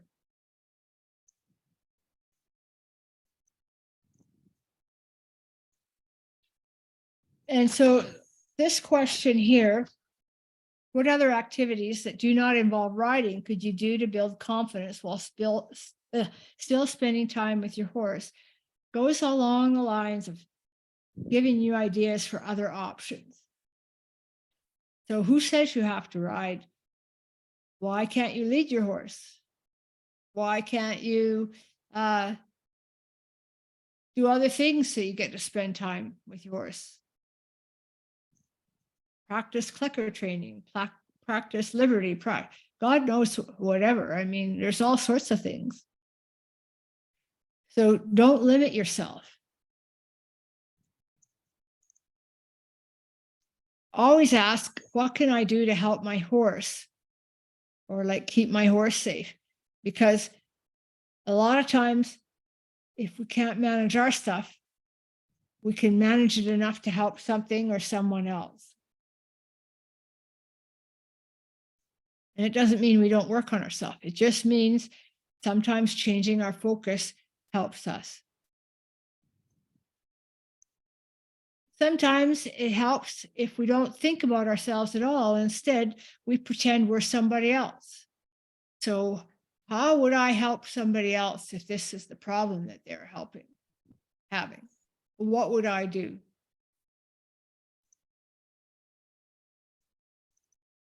So thoughts for you to remember. Your fear, whatever level that might be, or whatever label we want to give it, is unique to you, not a weakness or a sign that something is wrong with you. It's an indication that you have a nervous system that's out of whack. It's an indication that there's a whole whack of things involved in all of that.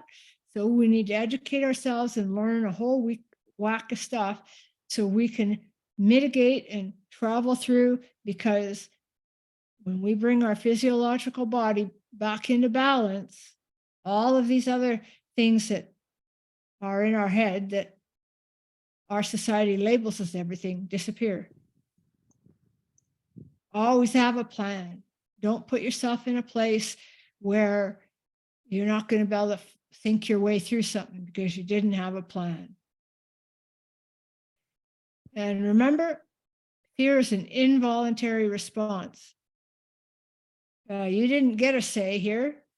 Your physiological body did. And it's the one running the show, not you.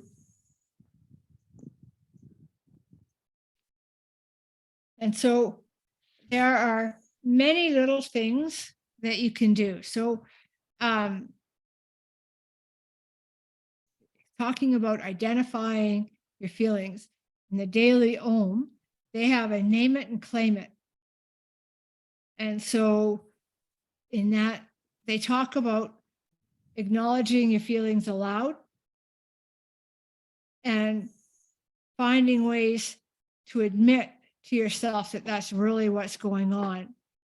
So then you can start working your way through it.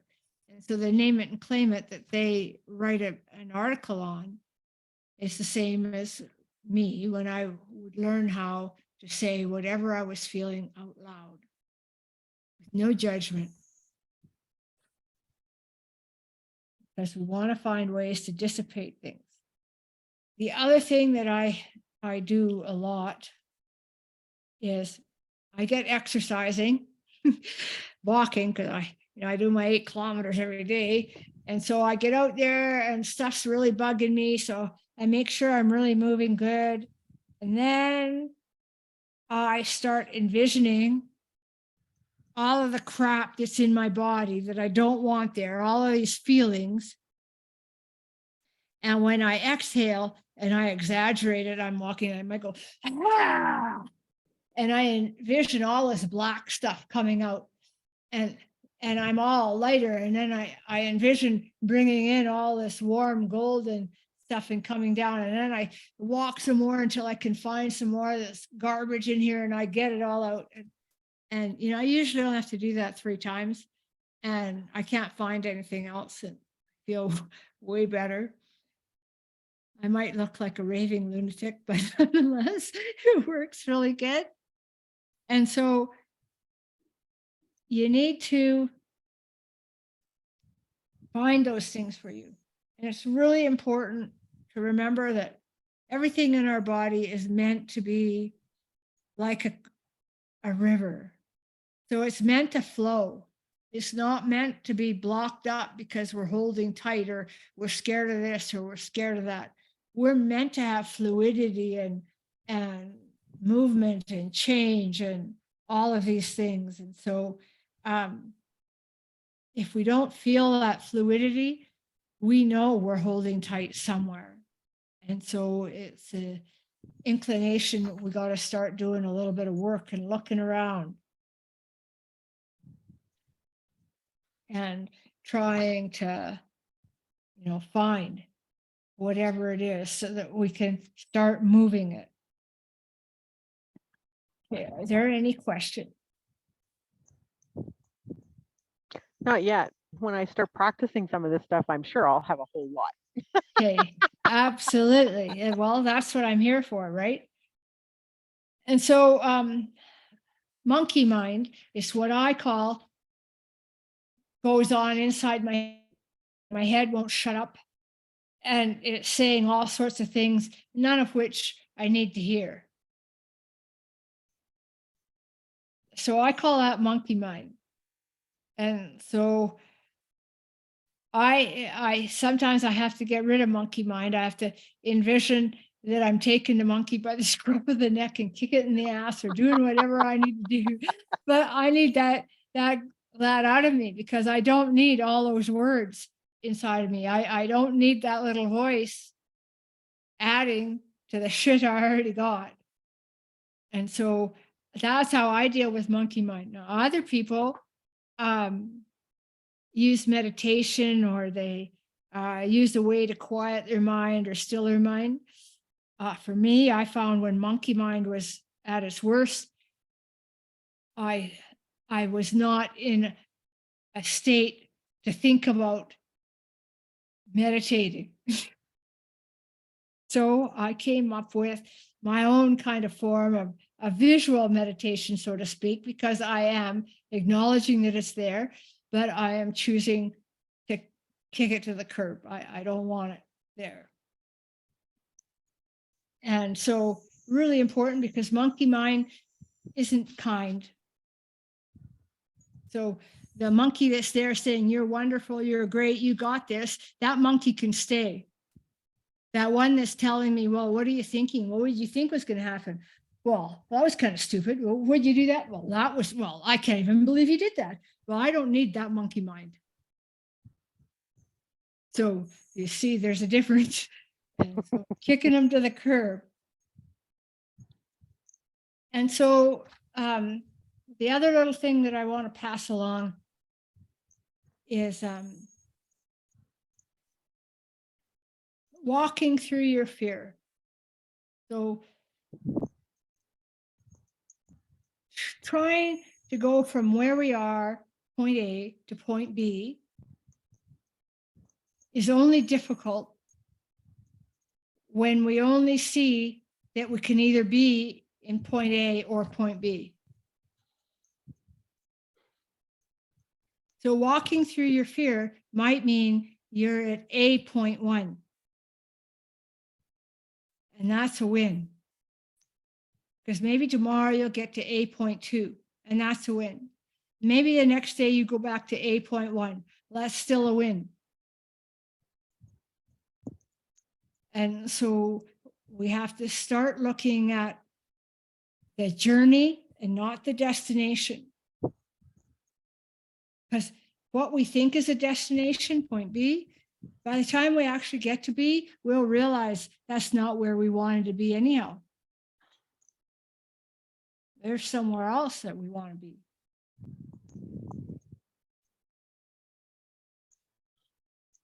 Now, does that make sense? Yep. Okay. So then, of course, all of the other little things, you know, you help your horse, the Masterson method. I guess again, you're paying attention and you're listening and watching and observing for the horses release and their response. Journaling might be the ticket for you. You might need a journal in third person, all sorts of things. Maybe you need talk. So maybe you're going to talk out loud. Maybe you're find somebody else that you can just talk to so that you can move the stuff out. And of course, with all of this, we really have to focus on our vagus nerve and our lymphatics and all of the other components that we learned about, because they're all interrelated. And if we want to go from point A to point B, that journey involves a lot of different things. And so we have to love ourselves and show up for ourselves, because none of this will happen overnight. It's a process. And we have to be kind through this. And here I am. I'm nowhere near the end. I'm a long ways into from where I started. But now from where I see, or not, I know there's no end. You just get better and better and better and better and better. So we have to kick the idea that there's a destination. Yeah, well, I work hard, I'm going to get here, and yeah, I made it. that doesn't exist. That's some sort of fake thing that they made up for the spotlight consciousness. So we're in floodlight. So we're never ending. Okay. And so there's questions at the end of this chapter. Quite a few. And so they are same three, takeaways from today's session. What did you learn about yourself today? What can you apply moving forward? And then number 4, walk slowly or sit around humans or horses, close your eyes and feel the shifts in your physiological body as interactions occur near and around you. I want you to really tune in. Going to a stable would give you many different horses in a small area to practice this exercise. Or you can go to a grocery store or wherever. And so then you can do that. So really important, we start tuning in more to learn more about where we're at and where we're going, so that start making this your own. And number 5, the new awareness that you're starting to glean from this whole last little chapter here, I want you to start to play and find simple challenges you can make that can totally change the outcomes by helping stop the fear response. And so really hard to stop it when it's already full blown, but pretty easy to stop it when we catch it when it's really, really tiny, way back in the beginning. So as we start to learn, oh, the very first thing that happens to me is I feel a little pinprick right here. And so that's part of our mindfulness activities, to start to learn where this little tiny seed starts before it blossoms. And we finally have to acknowledge it when we can't breathe and we're sweating and we're trying to figure out how to get out of Dodge. Tune into yourself and discover how safe you feel, realizing you have the power to change the outcome. And so that's a really powerful one, because now that you can do the little 3-minute thing that you learned from Greg Braden, start changing the outcome. I really want you to practice and then write and let me know how that works out for next week. And so we're done for today. So thank you ever so much for joining. And I will see everybody next week. Any questions before I go? Yeah, I'm just like. No, but I'm darn well going to be on my horse by next week. Well, that's good. That's good. Well, everybody have a great week and we'll look forward to next week. Okay, see you, Manny. You Bye. too. See ya. Okay. Yeah. Take care, and so- Mona. Okay, bye-bye, Ellen. We'll see you later. Okay, bye. Okay, hi, Rami. Hi, that was not fair to catch the last like 2 minutes. I was like, now I have to like get on it because I want to know what the 3-minute exercise is.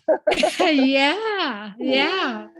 Oh boy, I'm so glad you took the time to talk with me, because like, honestly, I feel like as much as I wish I could have erased last Wednesday, I feel like it happened so that I could learn from it. So Yep.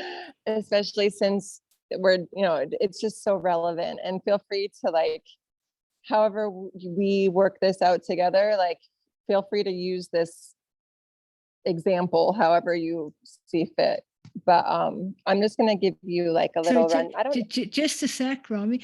Should I just keep recording this in case I want to use this as something? Yeah, I don't mind. It's just like more of a testimonial than anything else. So I'd love Okay. for people to be able to learn from it. And I don't know why I'm on my phone, so my face is not showing. I'm not sure. And I kind of want to, oh, here, start video. There. Hi. Okay. You're There. with your that's- horse. Yeah, he's in the back there. Yeah.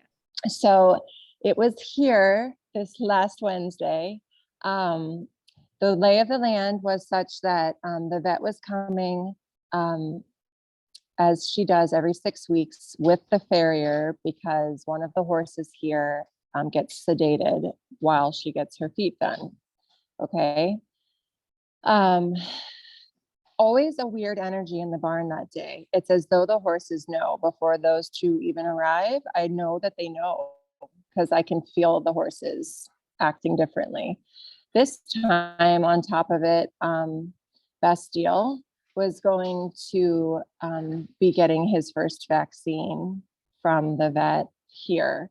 That's part of the reason I asked you my question earlier, is because I was not feeling very secure about vaccines. Just given what we're doing, we're not traveling, we're not going anywhere, but unfortunately although it's a private facility, I am boarding. So Absolutely. she Yep. gave me the get vaccinated or get out conversation, which was fine and fair. So, okay. So that's the stage. Horses, Bastille was totally fine. We were connected. I felt we were very congruent. I was out in the field with him and I stayed out there for a while until the rest of the herd was brought in, as they were rearing and bucking and pulling her this way and that. And it just was that was sort of how the day started. Everyone got into their stalls, and Bastille's neighbor here, he needed to get, I guess, pre-medicated with some oral Banamine prior to his vaccines. He was getting vaccines as well. And so when his owner went in, he immediately started expressing massive anxiety, throwing his butt towards her, pinning his ears, baring his teeth. And I'll just say that the manner in which it was handled it wasn't handled. It was more so like, would you look at him? Look at how crazy he's being. And then she just kept kind of trying to really hold his head and squirt it in. Some of it would land in the ceiling and it was just kind of mayhem. And so meanwhile, my horse is standing at attention, high neck, ears perked, watching the whole thing, like I could tell he was like, what is happening?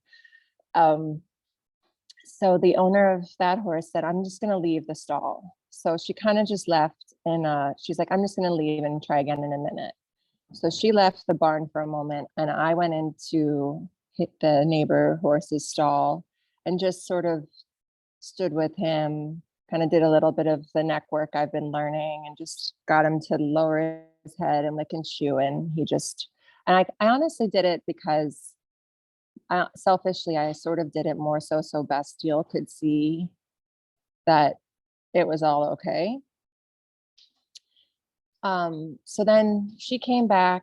She actually then went in, and she was like, oh, he seems a bit more relaxed. Started to try to shoot the stuff in his mouth again. And he was, like all over the place. And she didn't even finish getting the medication in and just sort of left loose ends, right? So during this time then, I think I had proceeded to just sort of brush up Bastille and just sort of do our own thing. However, this is where it goes. This is where I feel I made a mistake, and I'm seeking input as to how you rebound from a moment like this.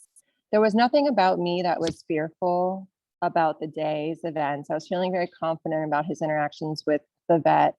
I had planned on giving him some oral CBD paste prior to the vet, just because I really like the company that I found, and I like it in lieu of something else. And being that I had never worked with this vet before, I wanted it to be a positive experience.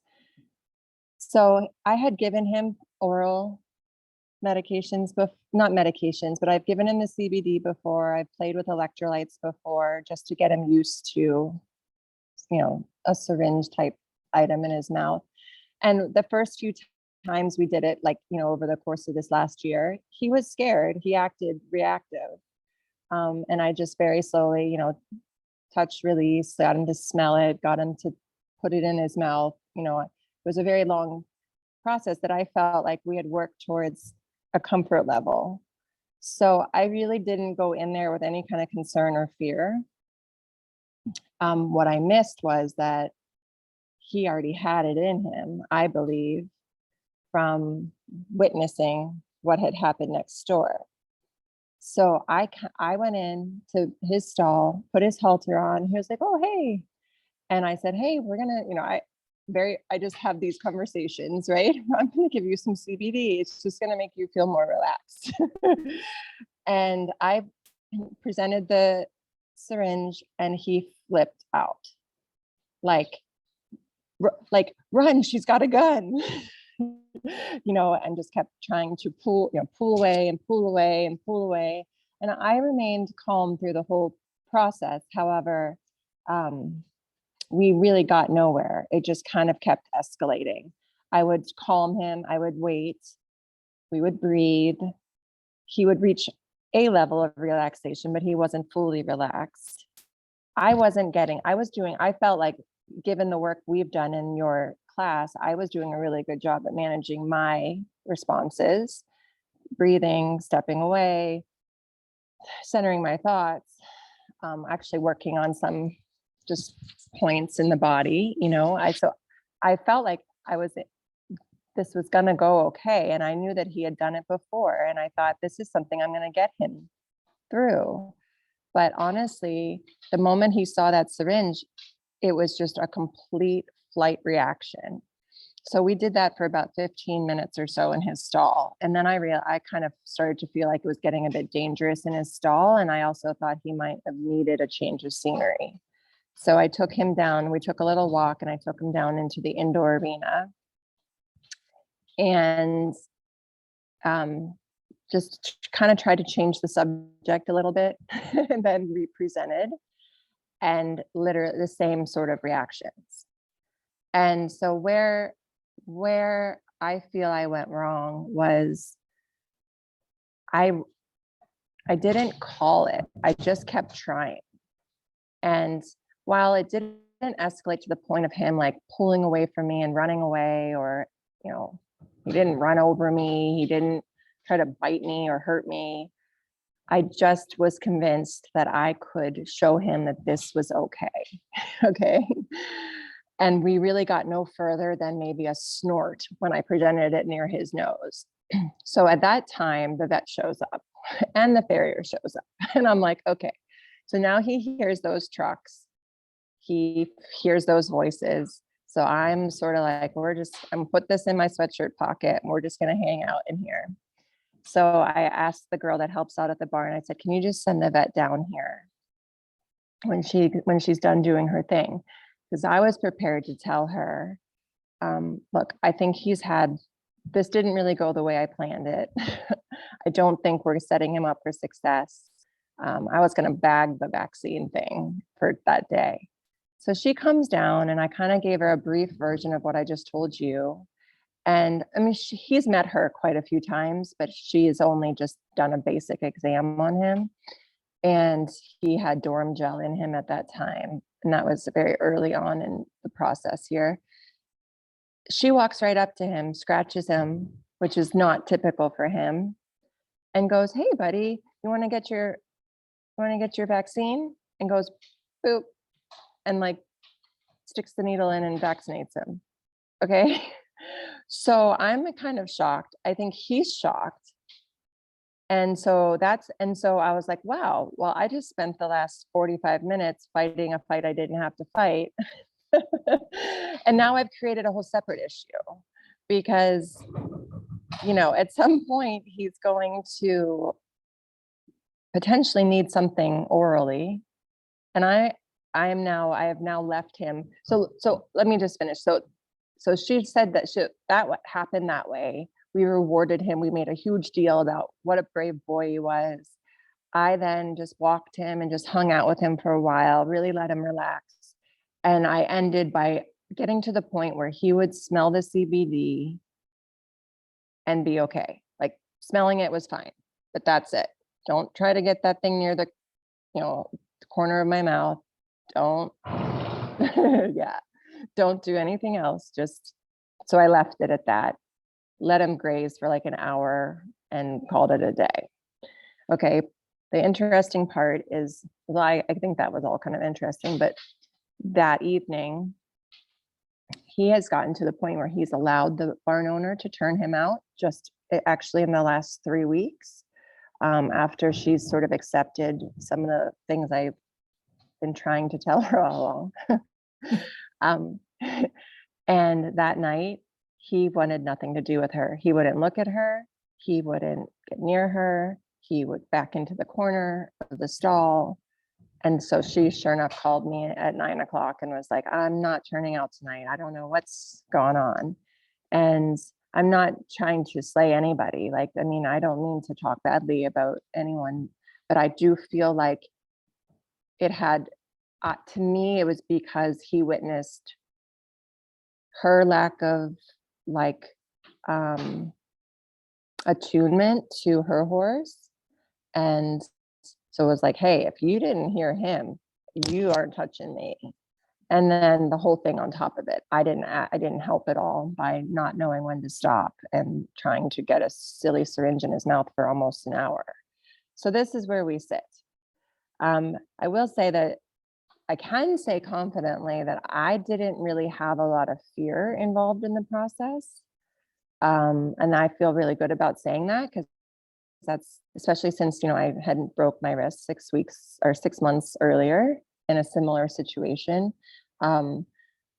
So I'm really thankful for everything you've taught me with that regard, but I'm still sitting in this situation where I feel like I royally messed up. He was indeed mad at me for like a day. He was like, every time I got near his mouth, he was like, what are you gonna do? You know, we're fine now. But he definitely did. And everyone else, and I haven't really talked to anyone else other than one person, to be honest with you. And they're all like, you're crazy. Like, the horse needs to learn that you're gonna give him a syringe and he's gotta be okay with it. And like that same day, I listened to the part about when you were like, oh, what? So imagine someone pinning you down and tickling you, you know, and I hate being tickled, right? So I was like, oh my gosh, that's what I did to this poor horse for an hour. Yeah. So that's it. So where do I go from here?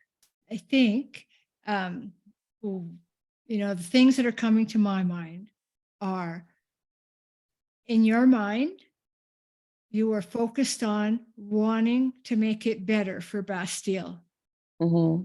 And because you were so focused on that, you forgot about what he was saying. Yeah.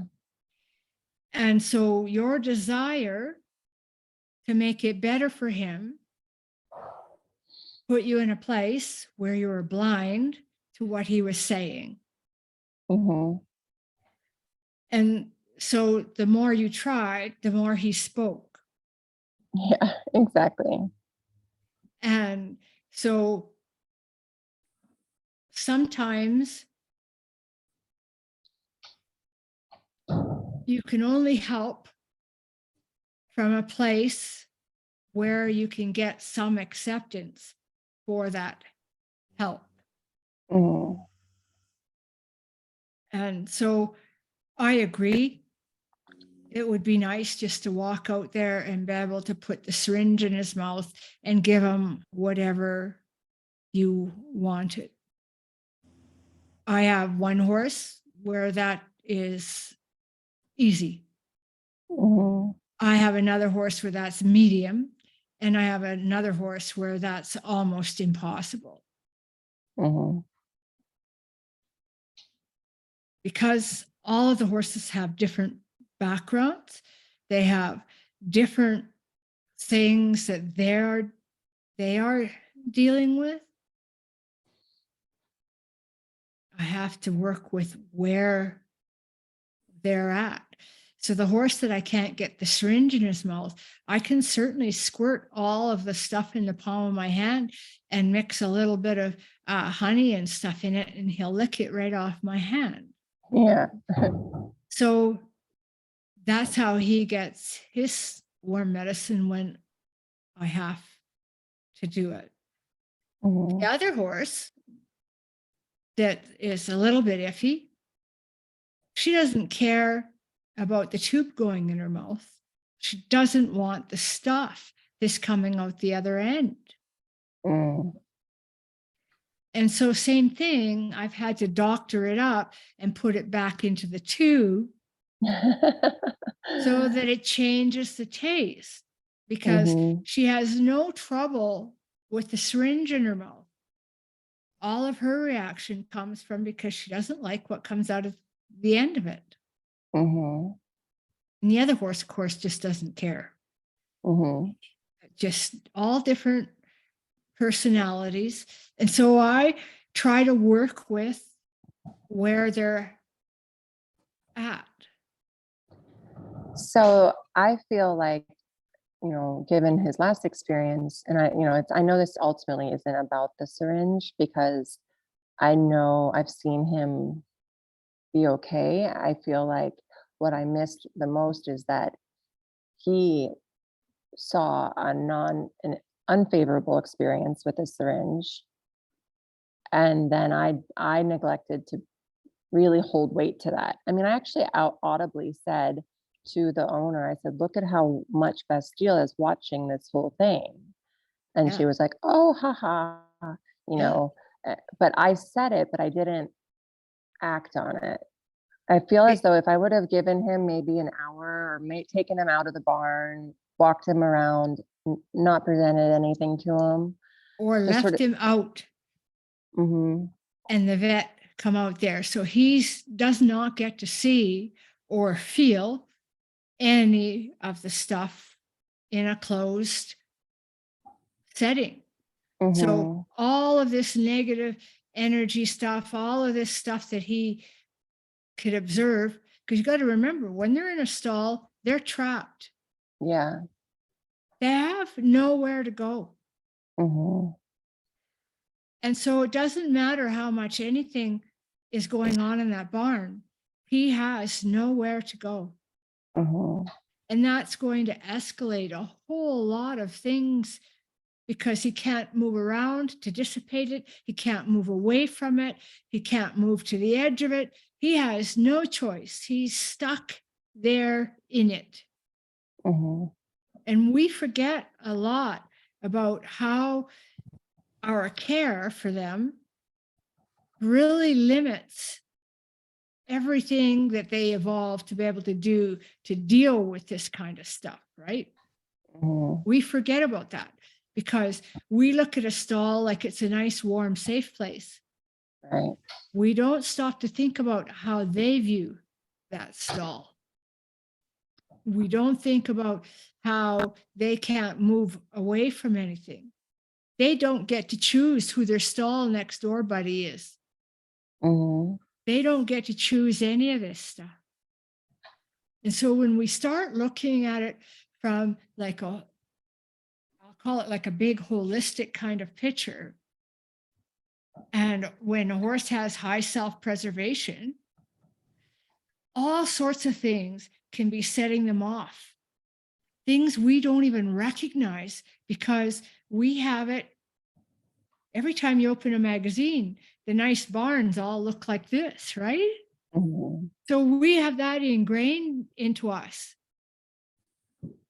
And so we have to start kind of paying attention more to what they're saying and what they're asking for from us. And sometimes that means we have to do a lot of playing and start to see, okay, so in this kind of setting, would his response have been the same if it would have been outdoors and we could have moved a little bit away and it wasn't confined in a space?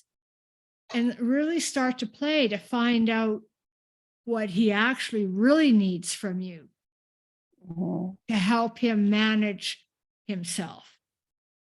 See, I was always told by the trainer who had him before, and this is, I think, just his belief more than anything. He's like, "Oh, he feels really safe when he's backed up in the corner in the stall." Yeah, he feels like, because then he knows nothing's coming from behind him and nothing's coming from the one side of him, and he feels safe there. But there was nothing safe about this experience, which is why took him down to the indoor arena. You know, in hindsight, I probably should have taken him out because he's most comfortable when he's out, and that's not a surprise. But that is why I took him down there, because I was like, he feels like there is like a, you know, this imminent danger in his stall, and he can't get away from it.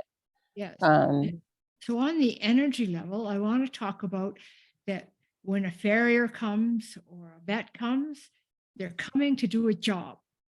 mhm, They have a purpose. They don't have all day. mhm, So they have intent. And so that energy sends a message. I'm coming. Chunk, chunk, chunk, chunk, right? yeah, that's And definitely what is felt every time we have this experience. yes. And so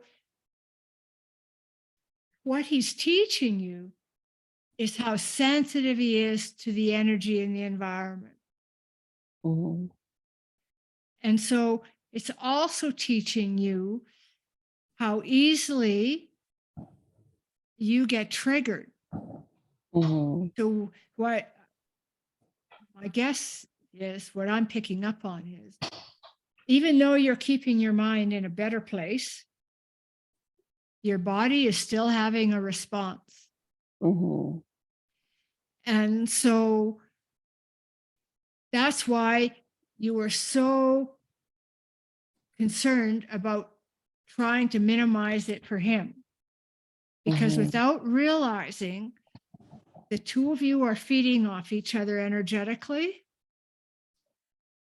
And so the discomfort you're feeling, you're wanting to have that comfort by fixing him, if I use that terminology, right?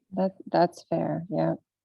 And so we need to kind of step back a bit and try to learn about that, and say, well, how much of this is because he needs it? How much of it is because I think he needs it, so I feel better? Mhm. So I can say I did this for him. Yes. And so start playing and dissecting a little bit and work with that. So you're very empathetic. And so when you haven't totally tuned into that level of empathy that I sense that you have, you are impacted by everything around you. And Mhm, your body is having a physiological response to it. mhm, And so he's going to read that. And yeah. so, and that is where, in my opinion, you'll get yourself into trouble, because you're trying to fix something and the desire to make it better is so strong because you know what it's feeling like in here, that that's overriding the information that you're getting coming down the pipe. Mhm. Honestly, the energy, the information that I got was well before I even witnessed, well before I even witnessed what happened with his neighbor. I walked in with him, and we, you know, it was really wonderful because we were both standing in the field, and I was like, we're going to stand here and just let the dust settle. And we were talking, and he was fine. And at that moment, there was like a fleeing thought where I was like, you know what? Today is not the day. Today is not the day. And then I was like, oh, I don't want to have to make Jane come back again. And I don't want to have to tell you know, she's going to get, the owner's going to get mad at me because I was supposed to vaccinate. And you know, and then I was like, I really have no reason for saying that. You're probably just saying that because you're wimping out. Like that dialogue did happen prior to all this going down. And I really honestly should have paid attention to it. Yes. And so the part of the dialogue where it could have been, if we want to use wimping out, Yeah. you know, Yes. could have been that you already were sensing what was going on in the barn. Yeah. And so identifying it and deciding I'm going to stay out here where it feels like this is not wimping out. Yeah.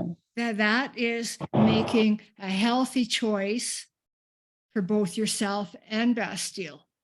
Yeah. So moving forward, how do you move past these hiccups? Because I think, you know, if I, I think you know, that to answer that, you have to look at it like it's not a hiccup, okay. because otherwise it's something that you got to solve. Mm-hmm.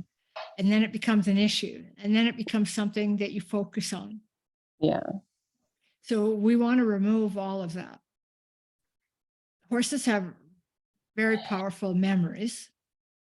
And he's going to associate a huge part of that memory with the feeling that was in the barn. Mm-hmm. So my guess is that when you are somewhere else and you guys are just doing your own thing, and you don't have anything in you that's thinking about the syringe being a hiccup, he's not going to have any reaction to the syringe. Mm-hmm. So you need to work to get yourself to where you're not concerned that this is going to be an issue, because as soon as you are changing your energetic flow. Mm-hmm. And now, then you're going to be approaching it with an intent rather than playing. Yes. I was thinking of just getting some like applesauce and just whenever I felt right, not even planning it, just that would be the next time this subject even remotely gets talked about between Yeah. us. Or maybe you make the empty syringe something that becomes part of your interactions. So perhaps you have the syringe and maybe he likes honey. I don't know what he likes, right? But maybe he likes honey. And so you have a little bit of honey on it. And so you're brushing and doing stuff all the way. And then you pull this out of your box and you go like, whoa, you want to lick of this? And he sniffs it and you put it away. Mm-hmm. Right? Yeah. And eventually he might kind of like, oh, and then once he gets a taste, well, now he's going to be looking and watching for that because this is going to be something good. And so it's part of our routine. It's part of playing around. And your goal isn't to even really have him take a lick in the beginning. It's the fact that he gets a whiff and you put it back so that he's curiously engaged and not feeling any pressure that this has to come towards him. Yeah, that's a great idea. And so that will help you change your mindset too. Yeah. Yes, because there won't be any kind of intention behind it.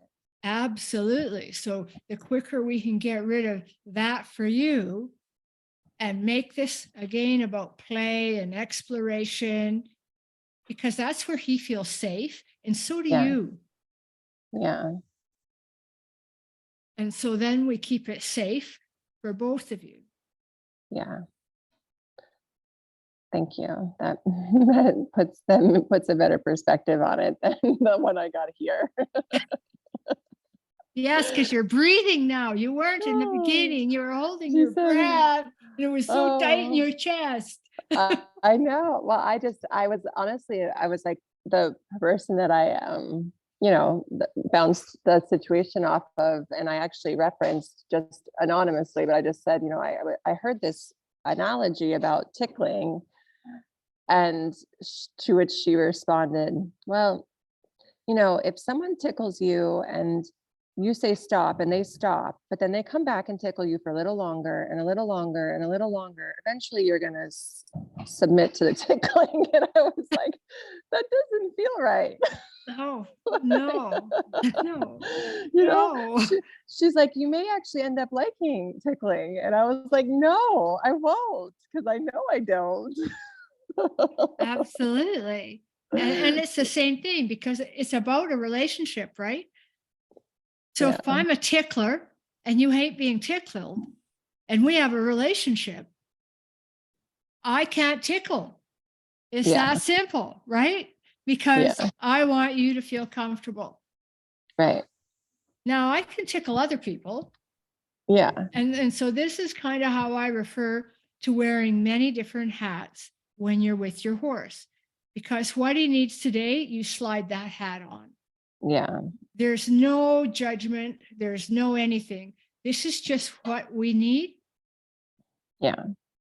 And so the more hats that you're comfortable wearing, then it means you just change, and then it happens intuitively. And Yeah, everything changes. How you approach changes, how you halter changes, and it changes depending on what's being asked for in that moment. Yes, the hat that day ought to have been, we're going to reschedule on a day when it's just you, me, and Bastille. That's what I felt all along. And granted, he took the vaccine, but honestly, I think he was in such a state of, I think it shocked him more than, I think it just surprised him. So, you know, that's a whole separate issue, you know, that Yeah. now I feel like he kind of, I feel like she kind of sneak attacked him. A little bit, but I'll explain that again too. So she walked up with no thoughts, no cares, no concern, no anything. So he had nothing to feed off of from her. Yes. And so therefore, giving the vaccine was exceptionally easy. Yeah. And so had she walked up trying to hide the needle, trying to envision that this was going to be a difficult process, the outcome would have been totally different because he had read everything. Yeah. So he had no way of predicting anything. And that needle didn't hurt. Yeah. And she stood there and did her whole thing, and nothing changed in her demeanor. Yeah. She didn't think, aha, I got you. Yeah. Like there was nothing changed in her demeanor. And so you can learn from that as well. Yeah. Because her approach was not in anticipation of anything. Right. And she honestly hadn't been a part of my little bubble I created for the last 40 minutes. No, Yeah. no, Yeah. no. And so kind of really important to look at that, Yeah. because it means you have the same power to do the same things. And on the days when your headspace has no agenda, has no way of evaluation, you're just going to see Bastille because that's your magic place. Mhm. What happens between the two of you is probably way different than on the days when you go with an agenda. And when you go with an agenda, part of that's because somebody has put in your head that you ought to be doing this, or you ought to be doing that, or you should be doing this by now, or you should be doing that. And so you're trying to match up to the outside pressure. Yeah. And so then you're not in the same place congruency wise, right? Right. And Yeah. so that's where you get into trouble. So like if you thought, oh, I wonder if he'll be happy with the saddle, versus, oh, well, we're doing the saddle. I don't see anything wrong with it. Like I have, this is not something I'm wondering about. Yeah. So those outcomes are going to be all totally different. And so it really starts with us, and it starts with, and that's why I preach so much about getting out of our heads, because our Mhm. heads get us into trouble, Yeah. and getting back into here, because this will tell us. So we'll know that when we go to lift the saddle up, now is not the right time to put it on. And we know that if we just hold it, then we get the signal that, yeah, it's okay now. Because now we're operating from this sense of feel, the sense of our communication with our energy.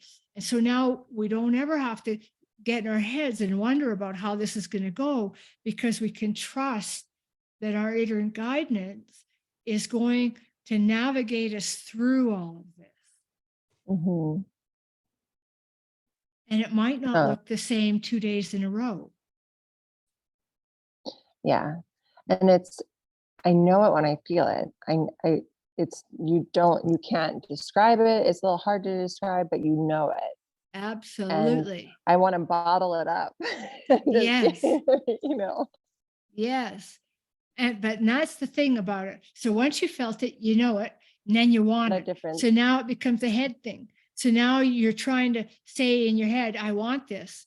Well, Right. it doesn't work that way because we're in our head. Yeah. It only happens when we're in here. Yeah. Yeah. And he is very sensitive and not sensitive. He is very attuned to so much and has like taught me more than I probably taught him. And it's a beautiful place to be, you know. I think I get caught in this little ditch on the side of the road where I get caught in this narrative of it's my job to teach him that he doesn't have to fear life, because he has spent so much time in fear of people, of situations, of intentions. So to address that, when you feel like you have to do something to protect him, Mhm. you are unconsciously signaling to him that there's something to be concerned about. Yeah. So changing that will make a big difference. So if I spray paint a circle and I think I'm going to have to get my horse used to the spray painted circle, I'm already sending him the issue that the spray painted circle is bad. It's something to get Right? used to. Yeah. Yes. And so if I spray paint the circle and then I'm leading my horse with no thoughts or concerns about the circle, their reaction to the circle is going to be totally different than if, well, I'm going to spray paint circles today because I'm going to get my horse used to some different stuff here. Yeah. So Yeah. So I'm going to spray paint circles because I'm curious about how he sees colors. Yeah. So now we're going to walk amongst the colors. And I'm just going to observe peripherally what colors he has issues with versus not. Oh, okay. Well, he didn't like the yellow. Okay, well, what happens if I put a black dot in the middle of the yellow? Does that make it worse for him or better for him? And so now you're playing. Mm-hmm. He's exploring the environment in which you're setting up to get him used to different stimuli. But the whole feeling around it is different. Mm-hmm. He's being allowed his expression. Mm-hmm. You are the facilitator to give him the chance to have these interactions without you feeling like you need to make it safe for him. Mm-hmm. Because Yeah, that changes it. That is a huge part of, I think, that is a huge part holding me back. Yes. Yes. Yeah. Because it changes the energy. Yeah. And then you worry about, oh, well, what if I do the wrong thing? Mm-hmm. What if this creates a bad reaction in him? Mm-hmm. So I'll dissect that for a little bit. So you're responsible for you and your body. He's responsible for him and his body. The two of you go somewhere. You can have your reaction to whatever it is. He can have his reaction to it. If his reaction engages you, you actually compound his reaction. So it's kind of like pouring gas on the fire. Because if Mhm. as soon as you think, oh no, you have reaffirmed to him that he was correct. Mhm. If you have no reaction, his reactions to that same stimuli will get less and less and less because he has nothing to feed off of, only himself. Mhm. And as you get stronger in managing your energy in here, you will actually be able to send him calming energy. You will actually be able to use your heart energy to slow his heart rate down. You will actually be able to make all of his experiences better. That's what you want to do, but doing it from a place in here and not in here. Yeah, and that's Because in that's here huge. is your enemy. This Mhm. here is your beautiful friend. Mhm. But we as humans are in here. Yeah, it just goes to deep. I mean, I had here when I was out in the pasture. Like the moment I walked in the barn, it was like I switched the breaker and it just went Yeah. up here, and then I never even acknowledged it until getting to reflect on it now. Yeah. Yes.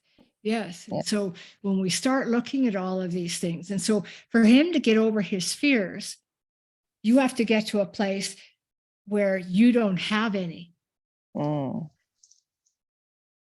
And you're okay allowing him to have his expression within boundaries. So, like my horses can have an expression, but they can't pull the rope out of my hand. They can't run over top of me.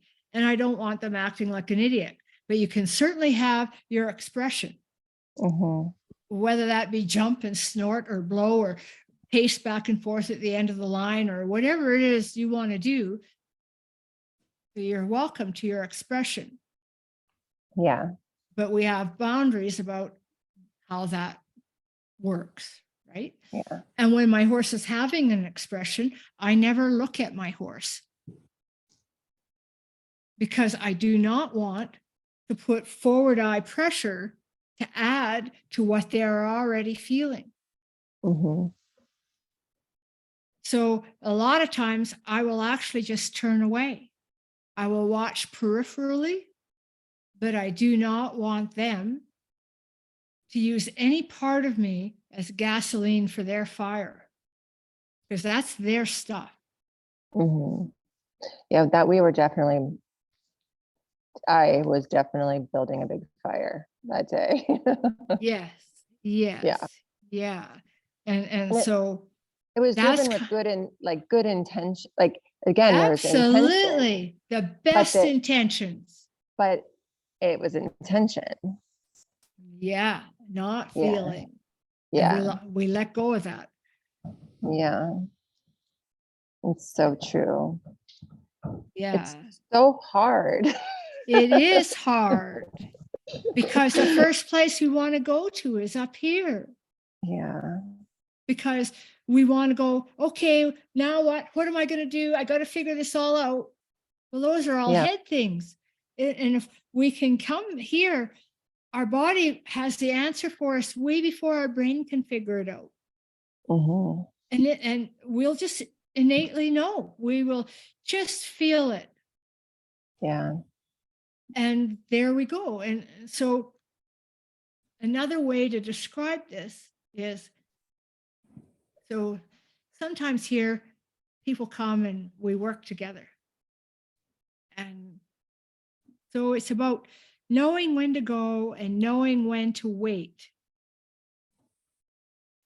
So no matter how reactive your horse is, if you work within the constraints that they have, not what you think they should have, but where they are, you go way further because you're never pushing them to a place where they need to react back.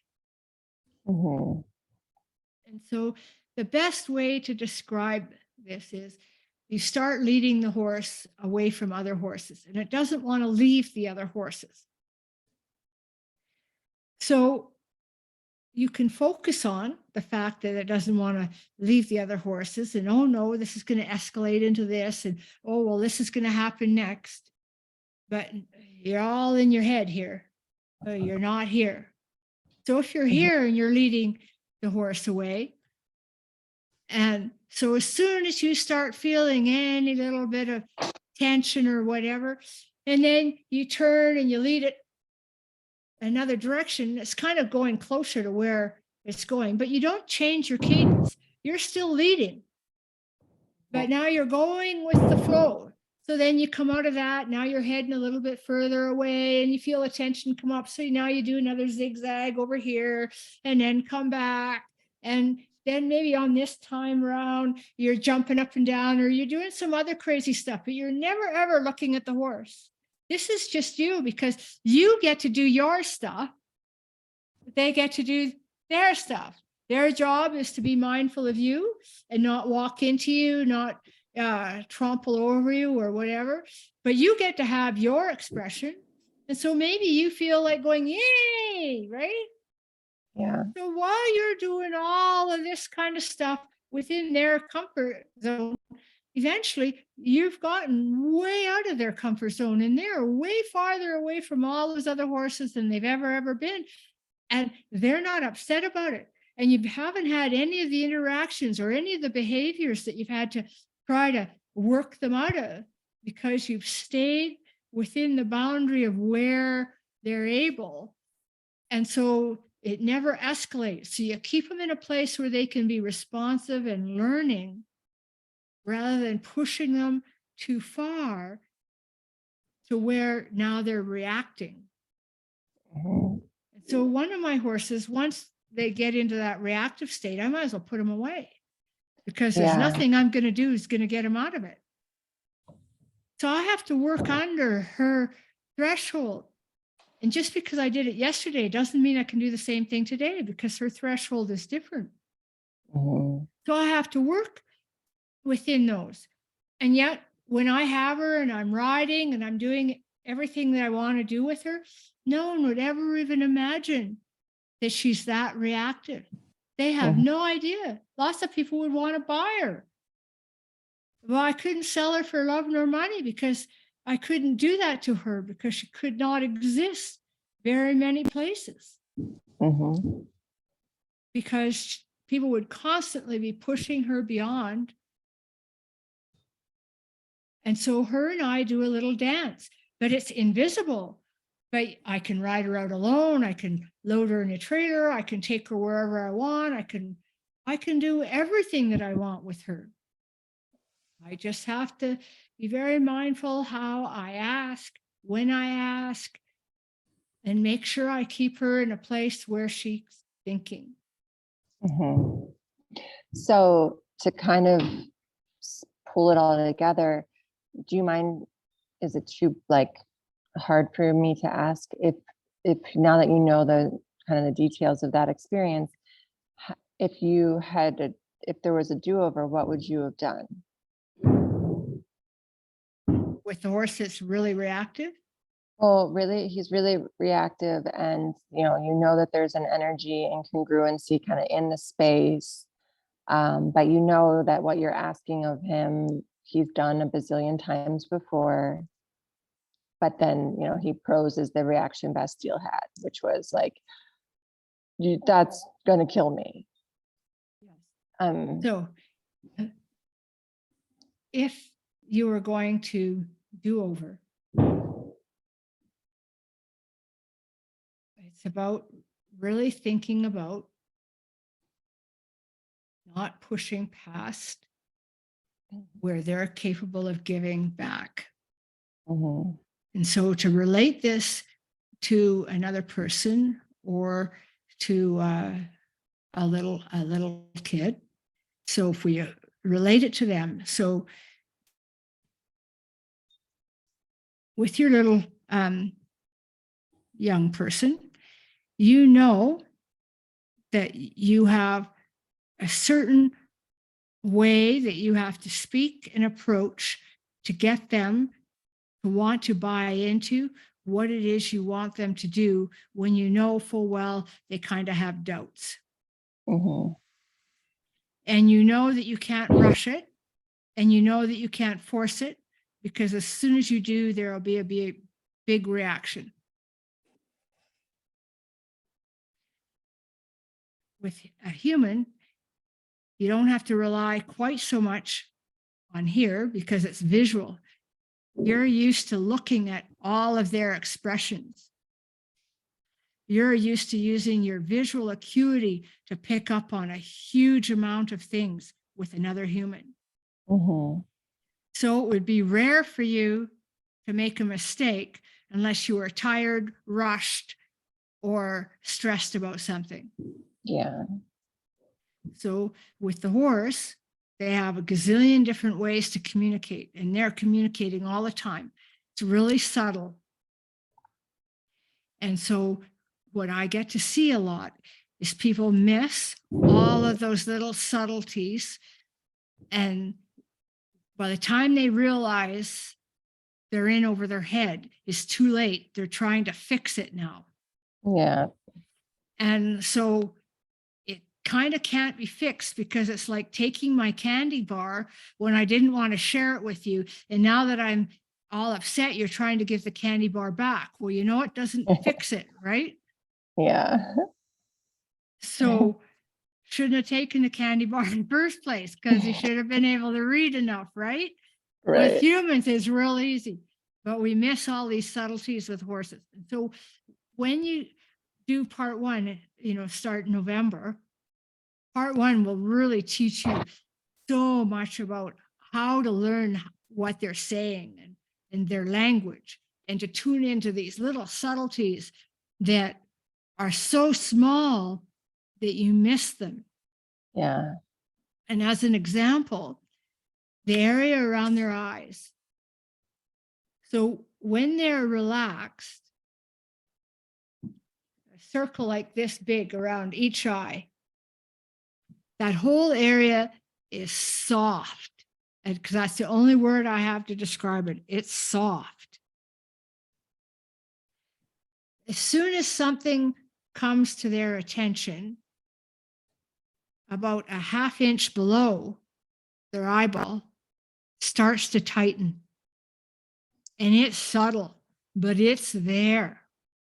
Mhm. The longer that stressor stays in place, it will actually go down into like a big triangle area. It will all get tight.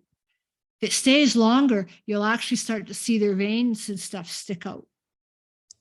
If a horse is living chronically in a stress state, they start to get like little puffy bags underneath their eyes, because that tension is stopping the lymphatic flow. It's stopping a lot of things from happening inside their body. And so that would mean when the horse has those little bags like that, they're going to be even more reactive, because all this stuff that's gone awry in their physiological body hasn't been dissipating, hasn't been whatever. And if Mhm. we've only ever seen our horse with the bags under its eyes, we think that's normal. Right. We have no idea where our horse at physiologically. And so, yeah, so you learn a lot of that stuff in part one, about really honing in on what is that face saying? What's the neck saying?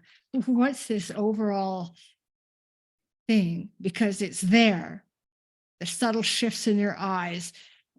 Yeah, the nostrils. It's Yeah. all really, really there. And so, yeah, I think that if you get to a place where you can get your mind hanging out somewhere else and are just trusting here, even though you're not cluing in visually, you're going to feel it. Yeah. And then the visual stuff will come, because now your curiosity will try to match up this with what you see. Mhm. And when this changes, you're going to be looking for something there to see what changed to make this change. Yes. And so that's how you will develop a visual acuity, by playing and going, oh, that's what happened when I moved the chair. Oh, what do I see there? Oh, I don't see anything. Oh, okay. Well, I'll wait another time and I'll look somewhere different, because it's for sure there. It just means you don't know what you're looking for. Yeah. So don't ever say to yourself, oh, I didn't see anything. Right. It just means you need to play more. Yeah. He's a good subject to Absolutely. with. Absolutely. Because his nervous system is so out there right at the moment. Mhm. That means for sure you're going to feel everything that's going on in his body. And so you just got to start looking and make it playful. Yeah. Like And this is a game. I also think that I need to be, and I am in many ways, I'm still working on it, where I am with him and just the environment, my like horse community, if you will. But I need to not think twice when I know that something's not right for him. Mm. I mean, not in this overreactive protective state, but just in that feeling of, I knew that day wasn't, I just knew it wasn't there. It wasn't right. It wasn't from the get-go. And I just need to be, I need to disregard what other people are going to say. Absolutely. And it's not as if, Uh, it wasn't even that I cared what they were saying. It's like, I didn't want to be an inconvenience. And that is just another one of my own things I have to not bring here, Yes. Um, Yes. Yeah. Yes. And so I call that giving away your power. Yeah. So really easy to think, well, they might know more than me, Mhm. or I'm going to look like a weakling, or not a horse person, or there's something wrong with me if I don't manage this simple task. Mhm. So all those things go on, and that sets us up, because we're no longer trusting ourselves, and that's why I call it giving away our power, because it would be like me going to a horse trainer, and I kind of know what I need to do to get the most from my horse, but I'm being told to do something that I know has never worked for me in the past, but I'm going to do what he says because he's the expert or she's the expert. And so then you do, and there's a problem. Mhm. And so there's a big difference between not wanting to do something because of your fears or your perception not being accurate in regards to seeing the environment, versus going against the feeling that you have in here. Mhm. And so Yep. when you give up your power, you say, no, I'm not listening to you. I've given my power somewhere else. Mhm. And in here is your most powerful guidance, most powerful. But we get stuck up here. Yeah. That pretty much sums it up. Yeah. Yeah. Aw. And I wished, Rami, that I just could say, oh, well, just do this.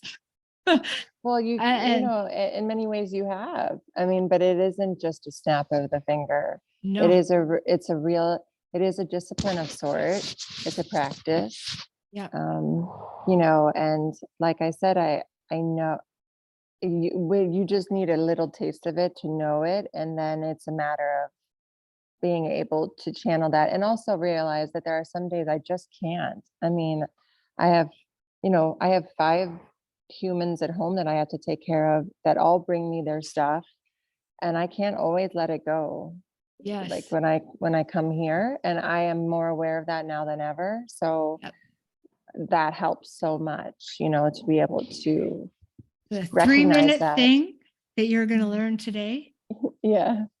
is going to be a game changer for Oh, you. I'm so excited. Absolutely a game changer. I Because appreciate you. you can do it, as soon as you get out of your car there.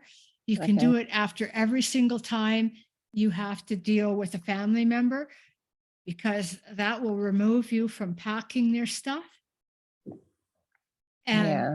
the more often you do this, the easier it gets, and you actually develop neural networks to make the impact greater and greater and greater.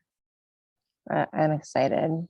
Yeah. You're officially on my, like, Partner Up is on my weekly, you know, I have like I have to keep things in order the best I can in this house. And come Wednesdays, it's like Partner Up, Partner Up, Partner Up, all the way through to Sunday. So it's wonderful. And I Yeah. so appreciate you taking the time, because I know how long the sessions can be for you. So I'm really happy this worked out, because I just knew it was relevant, and I knew that you would have a point of view that would align with what I was feeling, but couldn't quite express it to anyone here. You know, And that's what and I'm here for. So like, as you kind of like chug along and you're trying all this stuff on for size, when you have questions, then yeah. best say, hey, I need to get an answer here. Well, it's a very teachable moment. How about that? We'll leave it at that. Yeah. And I look forward to hearing when you're going to go and do something else, and you come and say, I'm setting this over to here. I'm going to go with this. I'm not going to bring any of my stuff to this. So I'm not going to be thinking I need to help him with this, because I realize he has to do this. Yeah. I'm going to give him the opportunity to see things. So when I walk by that tarp, I'm not going to be thinking, oh, that could be scary for Bastille. I'm walking by the tarp because it means nothing to me. Right. Right. Yeah, that's so good. And he has his whatever, as long as he doesn't rip the rope out of your hands, you continue on. You don't need to stop and try to make him get closer to it. You don't need to do anything, Yeah. because the time will come when you'll be walking closer and closer and closer to the tarp, and he won't even be paying any attention to it, because Yeah. you're working within his ability. He's so interesting, because external things, tarps, turkeys, deer, I mean, we've hit it all. And maybe it's because I don't, but I don't think it's just that. He's not, those things don't faze him. It's things that I don't say man as in it couldn't be a woman, but just like that humans have a hand on. Absolutely. That Because is it's what taught bothers him that there's not congruency. He's been taught that it's not safe. Yeah. And so when you approach a turkey, it's congruent. Yeah. What you see is what the turkey isn't in his head wondering all of these things. The turkey doesn't have an agenda other than to try to stay alive. So the energetic response is totally different. The turkey, when you see a turkey, he's not locked in his stall. Yeah. Right. He has freedom to evaluate the whole area. He has the freedom to know where he can navigate. Yeah. There are no confines with that. Yeah. The turkey thing might not be so great if he is locked in his stall. Sure. And so we have to start looking at this in some way, how they actually evolved. And everything about them is geared. And so like in part 1, you'll learn this, but this is really kind of cool. So Yeah. when you walk from outside into the barn, your horse pretty much can't see for 20, 25 minutes. But then when they can see, when their eyes have adjusted, their vision makes ours look horrible. And so quite often, that's why it takes horses a long time to settle when you bring them in from the outside into the barn. And quite often, that's why as soon as you're bringing them through the door, they're swinging their heads and they're looking around and whatever, because the vision that they have is very, very limited. Mhm. Same thing goes into a horse trailer, because a lot of horse trailers aren't light. Right. That's a good point. And so we don't think about any of these things. We don't look at the world through how they see the world and how they. So we make up all of these rules about how they should behave based on how we perceive our world, not how they perceive theirs. Yeah. That's that light transition is so, he actually walks as though when he hits the stall or the barn floor, even though it's this like fancy rubber, nice little brick stuff, he walks as though he's gonna walk into lava. Like Yeah, at first, he's like, completely. um, And I'm going to guess the floor is black. yeah, it's dark. Yeah. Yeah. They Yeah. have, and so then it's like, yeah, well, is there sinky holes? Is this what? Because it's how they see, like their vision, and really Yeah. big ticket items. And same as when you're in the barn and then you take And them go outside, out. and it's the Yeah. same thing. And Yep, so you don't really want to be doing any training kind of things for at least 20, 25 minutes, because you want their eyes to adjust so they can see the environment. Sure. That makes sense. That's such a good tip. So, yeah.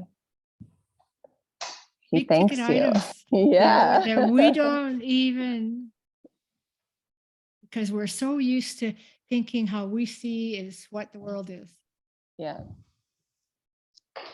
Yeah. I wish I was a horse. I do with the right owner. Yeah, true. Because I Yes. look at so many horses and the expressions on their faces just breaks my heart. I know. Yeah, I know. Yeah. Yeah. Well, I'm thank so you. glad you reached out. Thank you so much. I really, really appreciate it. Welcome. Big hug. Thank you. I look forward to this week's session, and I will see you guys next week. All righty. Okay. All right. Bye. Okay. Bye.